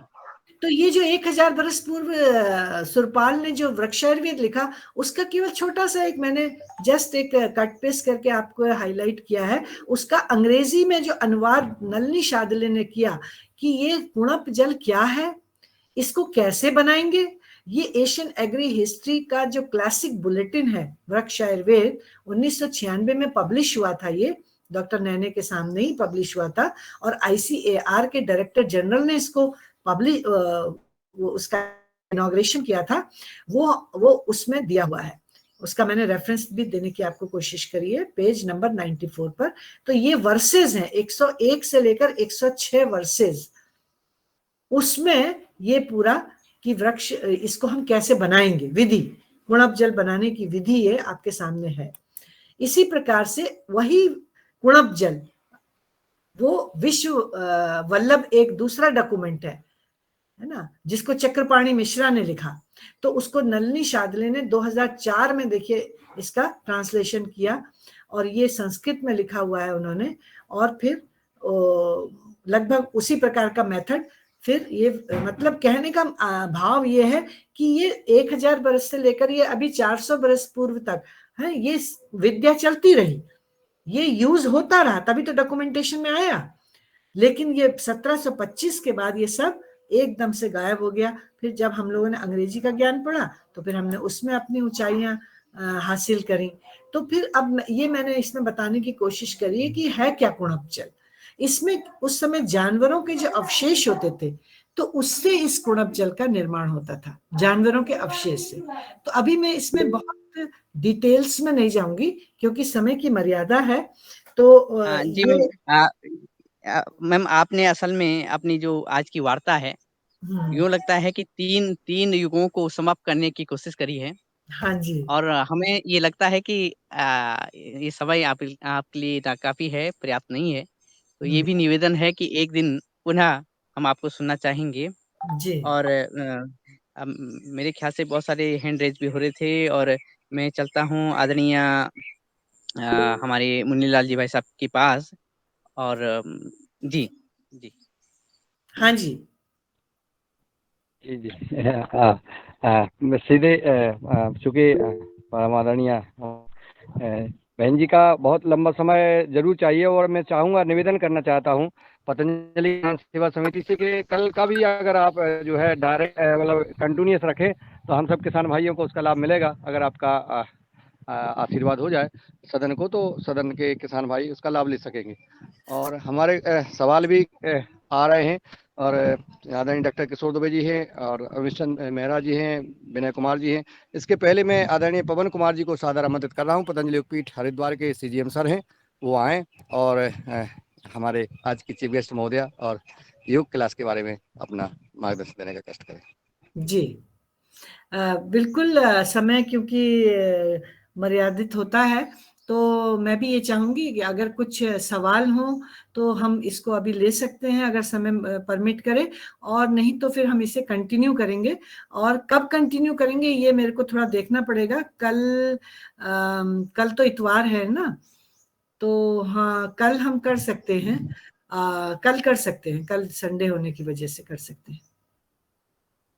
जी जी अगर कोई सवाल कोई सवाल हो तो जी पूछिए। आदरणीय डॉक्टर कोई सवाल ना करके आपसे ही जानकारी ली जाए। सवाल इतने जरूरी नहीं है जितनी आपकी बात कीमती है मेरे ख्याल से। जी तो अभी तो 8:30 तो शायद हो गया, कितना समय हो गया अभी? हाँ हो गया, 8:35 हो गया है। तो समय तो मेरा अभी हुआ है। तो अगर आपका और आगे का कौन स्पीकर्स हैं, क्या कार्यक्रम है, मुझे नहीं पता है। जी जी। तो जैसे 9 बजे हमको भी जाना होता है कॉलेज, तो अगर अभी हम जैसे बताएं आप। जी, आदरणीय डॉक्टर किशोर दुबे जी अपना रूप से सवाल धन्यवाद। धन्यवाद मुनीला जी। बहन जी ने बहुत ही अच्छी जानकारी दी। समय को देखते हुए मेरा इतना ही छोटा सा सुझाव है बहन जी से कि कल इस लेक्चर को आप कंटिन्यू करोगी, और साथ ही साथ दो पहलू विशेष था जो पूरा लेक्चर सुनने के बाद में मेरे मन में आए हैं। एक तो आप ऐसे अच्छे कमेटी पे हो, नेचुरल फार्मिंग के लिए जो कोर्सेस डिजाइन आदि सब किए हैं, तो उससे जुड़ा हुई जो बात है, अभी जो एग्रीकल्चर पढ़ाने वाले या उसको देखभाल करने वाली जो भी यंत्रणा है पूरे देश में, कई राज्यों में, तो ये यंत्रणा किसानों को जब भी सलाह देती है, चाहे नेचुरल फार्मिंग के सेशंस में भी देती है, तो एनपीके वाले पूरा इनऑर्गेनिक फर्टिलाइजर्स के बारे में ही और इंसेक्टिसाइड पेस्टिसाइड के बारे में देती है, नेचुरल फार्मिंग के बारे में बिल्कुल देती नहीं है। ऐसा मेरा कई कॉन्फ्रेंसेस का, वर्कशॉप्स का अनुभव है। तो इसलिए मेरा सुझाव है कि ये जो जैसे अपने विश्वविद्यालयों में रिफ्रेशर कोर्सेज चलते हैं, तो पूरी ये जो एडमिनिस्ट्रेटिव यंत्रणा है पूरी कृषि से रिलेटेड गवर्नमेंट की, चाहे स्टेट गवर्नमेंट की हो, सेंट्रल गवर्नमेंट की हो, उनके लिए कंपलसरी रिफ्रेशर कोर्सेस ऑर्गेनाइज किए जाए, ताकि उनको ये नेचुरल फार्मिंग, ऑर्गेनिक फार्मिंग की बात पता चले और यही ज्ञान वो फिर किसानों को आगे परकोलेट करे। तो यह एक विशेष बात होनी चाहिए। आप बड़ी कमेटी पे हो, इसलिए एक मेरा सुझाव है। और दूसरा सुझाव है मैडम कि वृक्षायुर्वेद, इसका मुझे बहुत बचपन से ही आकर्षण रहा है। कई बार हमने वृक्षायुर्वेद के बारे में पढ़ा भी है, उसके अलग अलग प्रकार के प्रयोग भी देखे हैं। तो ये जो प्रयोग हुए हैं, तो ये मतलब उसमें जो जानकारी है, तो इसका आज के मॉडर्न साइंस के हिसाब से एक्सपेरिमेंटेशन हुआ क्या, और एक्सपेरिमेंटेशन अगर हुआ है तो कहाँ पे हुआ है, और उसका डेटा जो हुआ है, जैसा कि आपके लेक्चर में भी आया कि उससे कलर बदलता है, गंध बदलता है, सुगंध बदलता है निश्चित रूप से। तो इसके बारे में कोई मॉडर्न साइंटिफिक मेथोडोलॉजी के माध्यम से कोई प्रयोग हुए हैं क्या, कहाँ हुए हैं, और उसका डेटा क्या है, उसके रिसर्च पेपर्स क्या है, इसके बारे में यदि जानकारी मिले तो बहुत अच्छा रहेगा। धन्यवाद। धन्यवाद। आप पवन जी थे, अगर मैं ठीक से सुन पाई? आदरणीय डॉक्टर किशोर दुबे जी थे, ये महाराष्ट्र अच्छा, से हैं। किशोर दुबे जी, हाँ हाँ। किशोर दुबे जी, आपके सवाल बहुत ही सामयिक हैं और होने ही चाहिए। डेफिनेटली इस ऐसे रिफ्रेशर्स कोर्सेज को ऑर्गेनाइज करने की अत्यंत आवश्यकता है हर फोरम पर, और हम कोशिश करते हैं, बल्कि इधर तो मुझे लग रहा है कोशिश की भी जा रही है, क्योंकि मुझे हर मास में कम से कम 3-4 जगह से कहीं ना कहीं से निमंत्रण आ ही रहे हैं कि आप लेक्चर दीजिए। तो इसका मतलब कहीं ना कहीं जागृति आ रही है। तो लेकिन विश्वविद्यालयों का ये एजेंडा हो, है ना, एक मेन एजेंडा हो सभी कृषि विश्वविद्यालयों का। हमारे यहाँ 70-72 कृषि विश्वविद्यालय हैं देश में, तो सबके एजेंडे में ये पॉपअप होना चाहिए। इस बात से मैं पूरा वास्ता रखती हूँ। जहाँ तक बात है किसानों को बताने की, तो नेचुरल फार्मिंग का किन्हीं स्टेट्स में तो किसानों के पास तक वृहद स्केल में विश्वविद्यालय ले जा रहे हैं। For example Andhra Pradesh, for example Himachal, for example कहीं कहीं महाराष्ट्र में भी थोड़ा थोड़ा किसानों के मध्य में ये जा रहा है। परंतु हाँ, अब जैसे हमारा क्षेत्र है तराई क्षेत्र, यहाँ पर बहुत बड़े बड़े किसान ज्यादा हैं, है ना। तो हमारे अभी इवन विश्वविद्यालय के एजेंडे में भी ये भी उतना पॉपअप नहीं हुआ है। तो मेरा भी यही प्रयास है, क्योंकि हमने तो यही इसी विश्वविद्यालय में यहाँ पर हमने अपने विद्यार्थियों से काम करना शुरू किया, और जिन प्रयोगों की बात आप कर रहे हैं, तो एक एक करके उठाना पड़ेगा विषय को, क्योंकि इसके लिए फंडिंग, प्रयोग करने के लिए, रिसर्च करने के लिए फंडिंग चाहिए, है ना। फंडिंग के बिना रिसर्च नहीं होता है। रिसर्च, और क्योंकि ये इतना विजडम वाला रिसर्च है वृक्ष आयुर्वेद पर, इतना मैं कहूंगी कि बहुत ही इसमें बुद्धिमत्ता चाहिए, क्योंकि पता नहीं हमारे ऋषि मुनियों की कितनी दूरदर्शिता थी कि जिस प्रकार उन्होंने इन प्रयोगों को इतनी सहजता से उसके परिणाम लिखे हुए हैं यहाँ पर, और साथ में ये भी लिखा है ऋषि सुरपाल ने कि मैं जो भी लिख रहा हूँ इस वृक्ष आयुर्वेद में, मैंने इसको स्वयं अजमाया है। तो हमें इस बात पर निश्चय करते हुए इनको वैलिडेट करने की जरूरत है। तो हमने शुरू किया, जैसे कुणप जल को हमने उठाया है और कुणप जल का मॉडिफिकेशन भी किया है, डॉक्टर नैने ने ही किया था अपने समय में। उस मॉडिफिकेशन को और रिफाइन करने का प्रयास हमने किया है। अलग अलग फसलों में हमने हर्बल कुणप जल को यहाँ पर उस पर वैलिडेशन ट्रायल्स किए हैं अपने विद्यार्थियों के साथ, और बहुत जल्दी वो पब्लिकेशंस में, साइंटिफिक पब्लिकेशंस में भी आएंगे। तो ये 2-3 सालों से ऐसा काम शुरू हुआ है पंतनगर में, लेकिन वो विद्यार्थियों के स्तर पर छोटा छोटा काम शुरू हुआ है। लेकिन इसको एक जैसे मैं इस बात से हर फोरम पर इस बात को कह रही हूँ, और मुझे बड़ी अपेक्षा भी है गवर्नमेंट लेवल पर भी, विश्वविद्यालय लेवल पर भी, कि एक विंग बने, एक कम से कम एक, मैं तो कहती हूँ कॉलेज बने, कॉलेज ऑफ वृक्ष आयुर्वेद। लेकिन अगर कॉलेज, एक बड़ी संकल्पना है, मेरी परिकल्पना है कि कॉलेज ऑफ वृक्ष आयुर्वेद हो, लेकिन विभाग तो हो, विभाग हो, यूनिवर्सिटी हो। वृक्ष आयुर्वेद तो वो भी कम है, जब हम उस पर देखते हैं ना तो हमें लगता है कि यूनिवर्सिटी ऑफ वृक्ष आयुर्वेद बने, कॉलेज ऑफ वृक्ष आयुर्वेद बने, डिपार्टमेंट ऑफ वृक्ष आयुर्वेद बने। तो लेकिन अभी तो हम कुछ वृक्ष आयुर्वेद एक सब्जेक्ट भी नहीं है, क्योंकि जब वृक्ष आयुर्वेद होगा उसमें हमें संस्कृत के लोगों की भी जरूरत होगी, उसमें हमें मतलब बड़ा मल्टी डिसिप्लिनरी एक माइंड सेट चाहिए। और ऐसे लोग हैं हमारे विश्वविद्यालय में भी, 7-8 लोग ऐसे, 8-9 लोग हमारे साथ जुड़ गए हैं जो कर रहे हैं। तो कुछ अब एक साथ सारे काम तभी हो सकेंगे ये कि हम हर एक विषय को काम करना शुरू कर दें, कि जब इसमें लोग, हमारे पास फैकल्टी हो उतनी। तो अभी जो लोग जुड़े हैं, तो हम लोगों ने शुरू किया है, जैसे मैं हर्बल कुणप जल को कल एक्सप्लेन करूंगी कि हमने कुणप जल को कैसे मॉडिफाई किया, डॉक्टर नैने ने मॉडिफाई किया, फिर उसको और मॉडिफाई किया, उसको रिफाइन किया, उसको अलग अलग फसलों में हमने इस्तेमाल किया। उसके मैं जो ये कल जो हम कंटिन्यू करेंगे तो हम उसी पर वार्ता करेंगे। तो ऐसे ही जो आप कह रहे हैं कि कलर चेंज करना, तो ये सारे काम वैलिडेट करने हैं, आज अभी हुए नहीं है। ये तो मैं आपको टचिंग दे रही हूँ कि क्या क्या, तभी मैंने कहा ना, हमें उन स्मृतियों में जाना पड़ेगा कि हम क्या क्या कर सकते थे। तो ये हमारे उसमें लिखा है द्रुम विचित्रीकरणम। तो द्रुम विचित्रीकरणम में कम से कम वो 70 आप देख रहे हैं ना हॉर्टिकल्चर वंडर्स, तो एक एक वंडर पर एक एक थीसिस हो सकती है, पीएचडी की थीसिस, एमएससी, एक एक क्यों 10-10 थीसिस, क्योंकि हम उसको जब पूरा फंडामेंटल लेवल से उस पर काम करना पड़ेगा। और आज हम बहुत मॉडर्न साइंटिफिक युग में है, पूरा डेटा जनरेट करना पड़ेगा, उसके लिए मशीनरी भी चाहिए, उसके लिए पूरा तामझाम चाहिए। तो तब हम विश्व के पटल पर उसको रख सकेंगे कि जो वो भी एक्सेप्ट करें इस बात को। खाली हम ये कह देने से कि ऐसा हमारे यहाँ होता था, लिखा जरूर है, और लेकिन हमें वैलिडेट करके, डेटा जनरेट करके, पेपर पब्लिश करके विश्व के आगे रखना पड़ेगा। तो इसमें हमने हर्बल कुणप जल पर काम करना शुरू किया है और परिणाम भी आ रहे हैं। तो उन परिणामों को हम कल करेंगे डिस्कस आपके साथ, और आशा रखेंगे योजनाकारों से, नीतिकारों से, सरकार से, एनजीओ से, सभी से जो सक्षम है वो इस दिशा में R&D में आगे आए, उसमें फंडिंग में आगे आए। तो इन्हीं के साथ समय की मर्यादा को देखते हुए जी बिल्कुल बिल्कुल आदरणीय बहन जी। वैसे हमारे आदरणीय पवन कुमार जी 2 मिनट का आज की गुहार कार्यक्रम पर हम उनका कमेंट लेंगे, इसके बाद हम समापन करेंगे। आदरणीय पवन कुमार जी सादर आमंत्रित।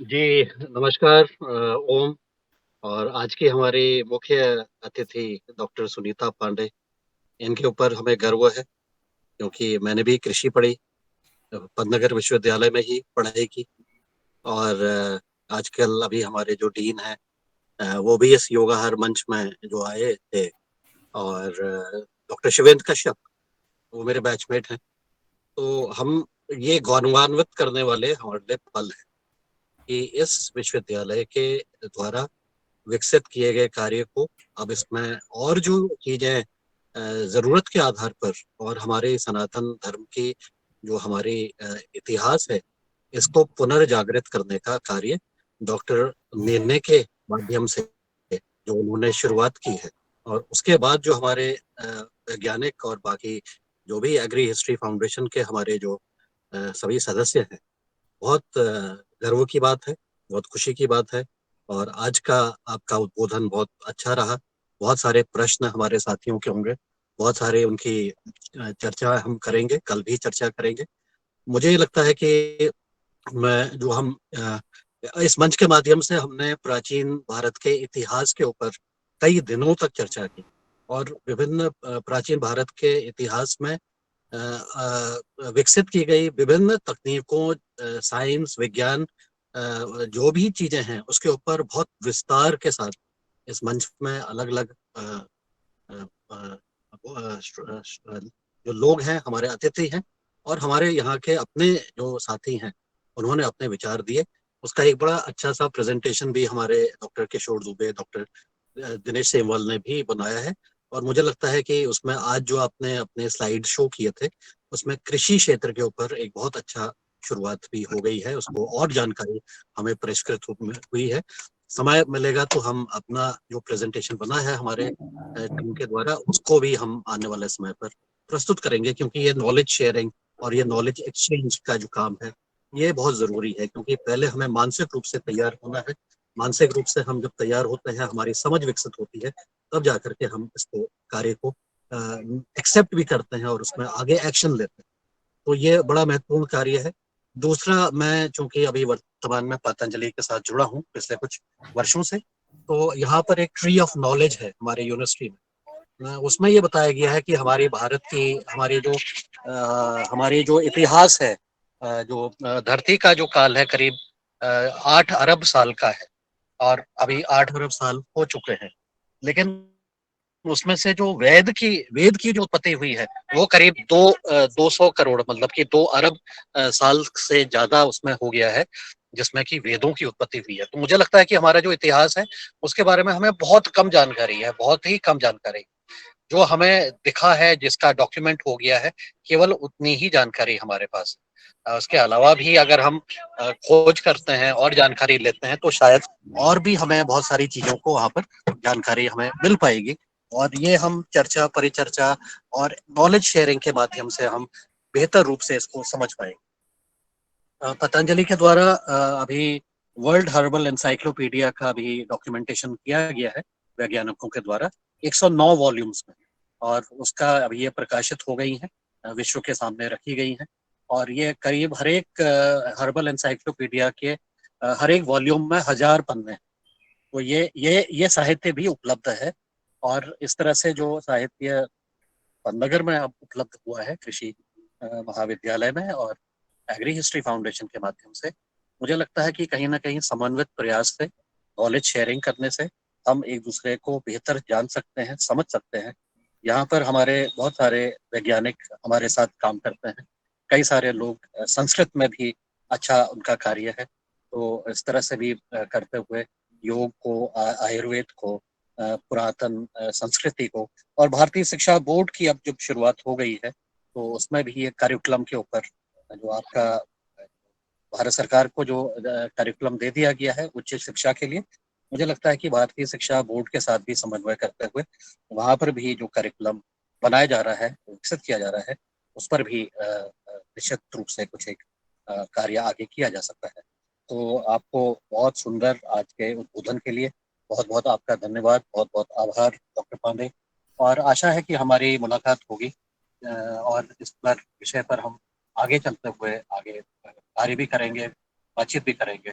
और जो हमारा साइंस, एंशिएंट साइंस कह देंगे, जो हमारा रेलेवेंट साइंस है, उसके ऊपर हम और ज़्यादा हमारे छात्र हैं, जो हमारी युवा पीढ़ी है, और जो हमारे किसान हैं और अन्य जो साथी स्टेक होल्डर्स हैं, के लिए भी एक रूप से इसको सामने लाते हुए इसमें काम जो करेंगे, ऐसी मेरी आशा है। आज का समय काफ़ी हो भी गया है और हम आगे भी कार्य में भी जाना है। मैं आशा करता हूँ कि कल हम पुनः इस पर संवाद करते हुए बहुत सारे हमारे जो प्रश्न हैं उसको हम पुनः बातचीत करेंगे। आप सभी को एक बार फिर से नमस्कार, धन्यवाद, ओम। सभी का दिन शुभ हो। नमस्कार। Thank you sir. सवाल आदरणीय विनय कुमार जी के हैं। आदरणीय, मैं सूक्ष्म में आदरणीय सुशील कुमार शुक्ला जी को आमंत्रित कर रहा हूं, और कल बाकी आदरणीय विनय कुमार जी के और पतंजलि समृद्धि कार्यक्रम से अन्य के कल सवाल होंगे। सिर्फ सुशील शुक्ला जी, और इसके बाद हमारे दिनेश जी आप सबका आभार करेंगे। आदरणीय सुशील शुक्ला जी, सादर आमंत्रित।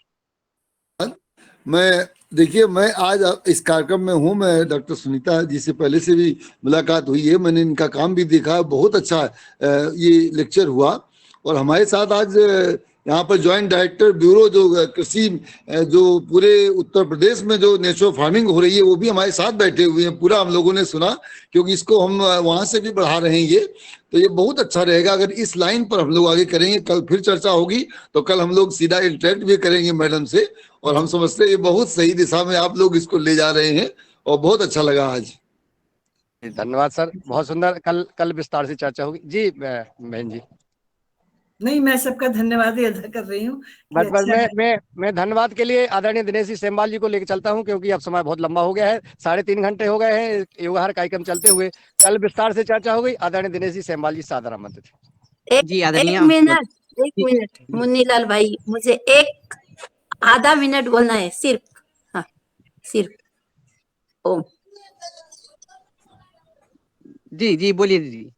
हाँ, अच्छा बहुत बहुत धन्यवाद आदरणीय विदुषी मैडम, आपको जो नॉलेज आपने दिया है वो बहुत ही अमूल्य है। ये वृक्ष प्रेम, आयुर्वेद, खेती, ये शिक्षण छोटे बच्चों से ही स्कूल में दिया जाए तो भारत फिर से सोने की चिड़िया जरूर बनेगा, और वो दिन शिक्षा में अंतर्वाह होने का जल्द जल्द ही आए, ऐसी मनोकामना मैं करती हूँ। मैं भी एक स्कूल में सिखाती हूँ, इसलिए ये मेरे मन में आया। वो कल मैं नहीं बता सकती हूँ, इसलिए मैंने जरा डिस्टर्ब किया, सॉरी। तो मेरे स्कूल में केंचुए की खेती, वृक्षारोपण, फूलों का बगीचा, केले, नारियल, आंवला, जामुन आदि के पेड़ लगाकर उनकी निगरानी करने का बच्चों को भी अवसर दिया जाता है, और उनके साथ मैं भी ये काम करती हूँ, सिखा, और बच्चों को स्कॉलर भी बनाया है योग के माध्यम से। ऐसा काम छोटा सा चल रहा है। मुझे तो लगता है कि सारे भारत में ये काम आप जो आज मार्गदर्शन दे रही हो उनके तहत हो जाए तो जल्द ही भारत सोने की चिड़िया बन जाएगा। आपका मार्गदर्शन बहुत ही अच्छा मिला। मैं स्कूल में होकर भी वो लेने का प्रयास किया मैंने। ओम, धन्यवाद सभी को। ओम। मैं आपको, प्रणाली बहन, मैं आपको बता दूं एक लाइन में यहाँ पर कि अभी हाल में ही एक गवर्नमेंट ने एक कमेटी बनाई है जो कि एनसीईआरटी का सिलेबस में, बच्चों के सिलेबस में इस नेचुरल फार्मिंग को इनकॉर्पोरेट करना है, और उसके लिए कमेटी काम कर रही है। अभी करीब 3 मीटिंग्स अभी हुई हैं, लेकिन मुझे लगता है अभी काफी बाकी हैं। तो बच्चों के सिलेबस में क्लास 2 से लेकर के क्लास 1 से लेकर के और इंटरमीडिएट तक इस सब्जेक्ट को इनकॉर्पोरेट करने का पूरा प्लानिंग हो चुका है। कमेटी काम कर रही है। Thank you. थैंक यू आदरणीय दिनेश जी सेमवाल जी। जी आदरणीय आज की हमारी मुख्य अतिथि और हमारी मेरी शिक्षिका, मैं आपको प्रणाम करता हूँ। और हमारी बात तो ये हुई थी कि हम लगभग एक घंटे तक वार्तालाप करेंगे, लेकिन आ, फिर आपने ये पूरा समय दिया और कल का समय दिया, इसके लिए भी धन्यवाद। और हमारे आदरणीय सभी सदस्यों ने आपको सुना, और बहुत सारे प्रश्न भी है, कल ये प्रश्न भी रखे जाएंगे और उनका समाधान होगा। हाँ, इतना जरूर है कि मुझे जैसे आदरणीय पवन सर ने कहा है कि हमने पिछली बार भारतीय इतिहास के स्वर्णिम पल पे बातें करी हैं, और उस समय मैंने संपर्क किया था, लेकिन आप व्यस्त थी। पुनः हम जुड़े हैं एक साथ में, और डॉक्टर वाइल नेने साहब से आपके माध्यम से 2 बार मेरी मुलाकात हुई। एक बार पहले, उससे पहले हुई थी। उनका ये कहना था कि अन्यम ही धान्य संजातम धान्यम कृषि विना न चा तस्मात् तदैव वक्तव्यम कृषिम यत्न कार्ये। ये ऋषि पराशर की कृषि पराशर से ये श्लोक था। और मुझे जब उन्होंने, मैं असल में उनका इंटरव्यू ले रहा था, लेकिन मुझे इस ऐसे श्लोकों का, ऐसे संदर्भों का कोई पता नहीं था। मैं धन्यवाद करता हूँ उस महात्मा को, और आपको बहुत बहुत कोटि सौ धन्यवाद। और समय के को देखते हुए मैं सभी मुख्य अतिथि सभी आदरणीय सदस्यों की तरफ से आज के मुख्य अतिथि आपको बहुत बहुत धन्यवाद करता हूं कि हम पुनः कल मिलेंगे। और आज पंतनगर विश्वविद्यालय से संबंध रखने वाले अलग अलग प्रोफेसर जो रहे हैं वो भी सम्मिलित थे इस कार्यक्रम में, और जो अभी लेफ्ट हो चुके हैं, और पतंजलि की शाखाएं, उपशाखाएं और उनसे जुड़े हुए सभी सदस्यों को धन्यवाद। आदरणीय भुवनेश्वर राय जी, डॉक्टर किशोर दुबे जी, कल्पना कोठारी जी, कृष्णा कुमार जी, कुलदीप उनियाल जी, नीलकंठ साबले जी, हमारी आदरणीय पवन सर जी, प्रणाली दीदी जो अभी आपसे वार्ता कर रही थी, साथ में रमेश चंद मेहरा जी, शरद वर्मा जी, आज हमारी डॉक्टर सुनीता पांडे मैम जी और सुशील शुक्ला जी, आप कुछ दिन पहले ही योगा से जुड़े हैं, और तुलाराम पटेल जी, डॉक्टर विनय कुमार वर्मा जी और विनय मिश्रा जी, योगहार रिकॉर्डिंग की संपूर्ण टीम को बहुत-बहुत धन्यवाद। और जब मैं वायल ने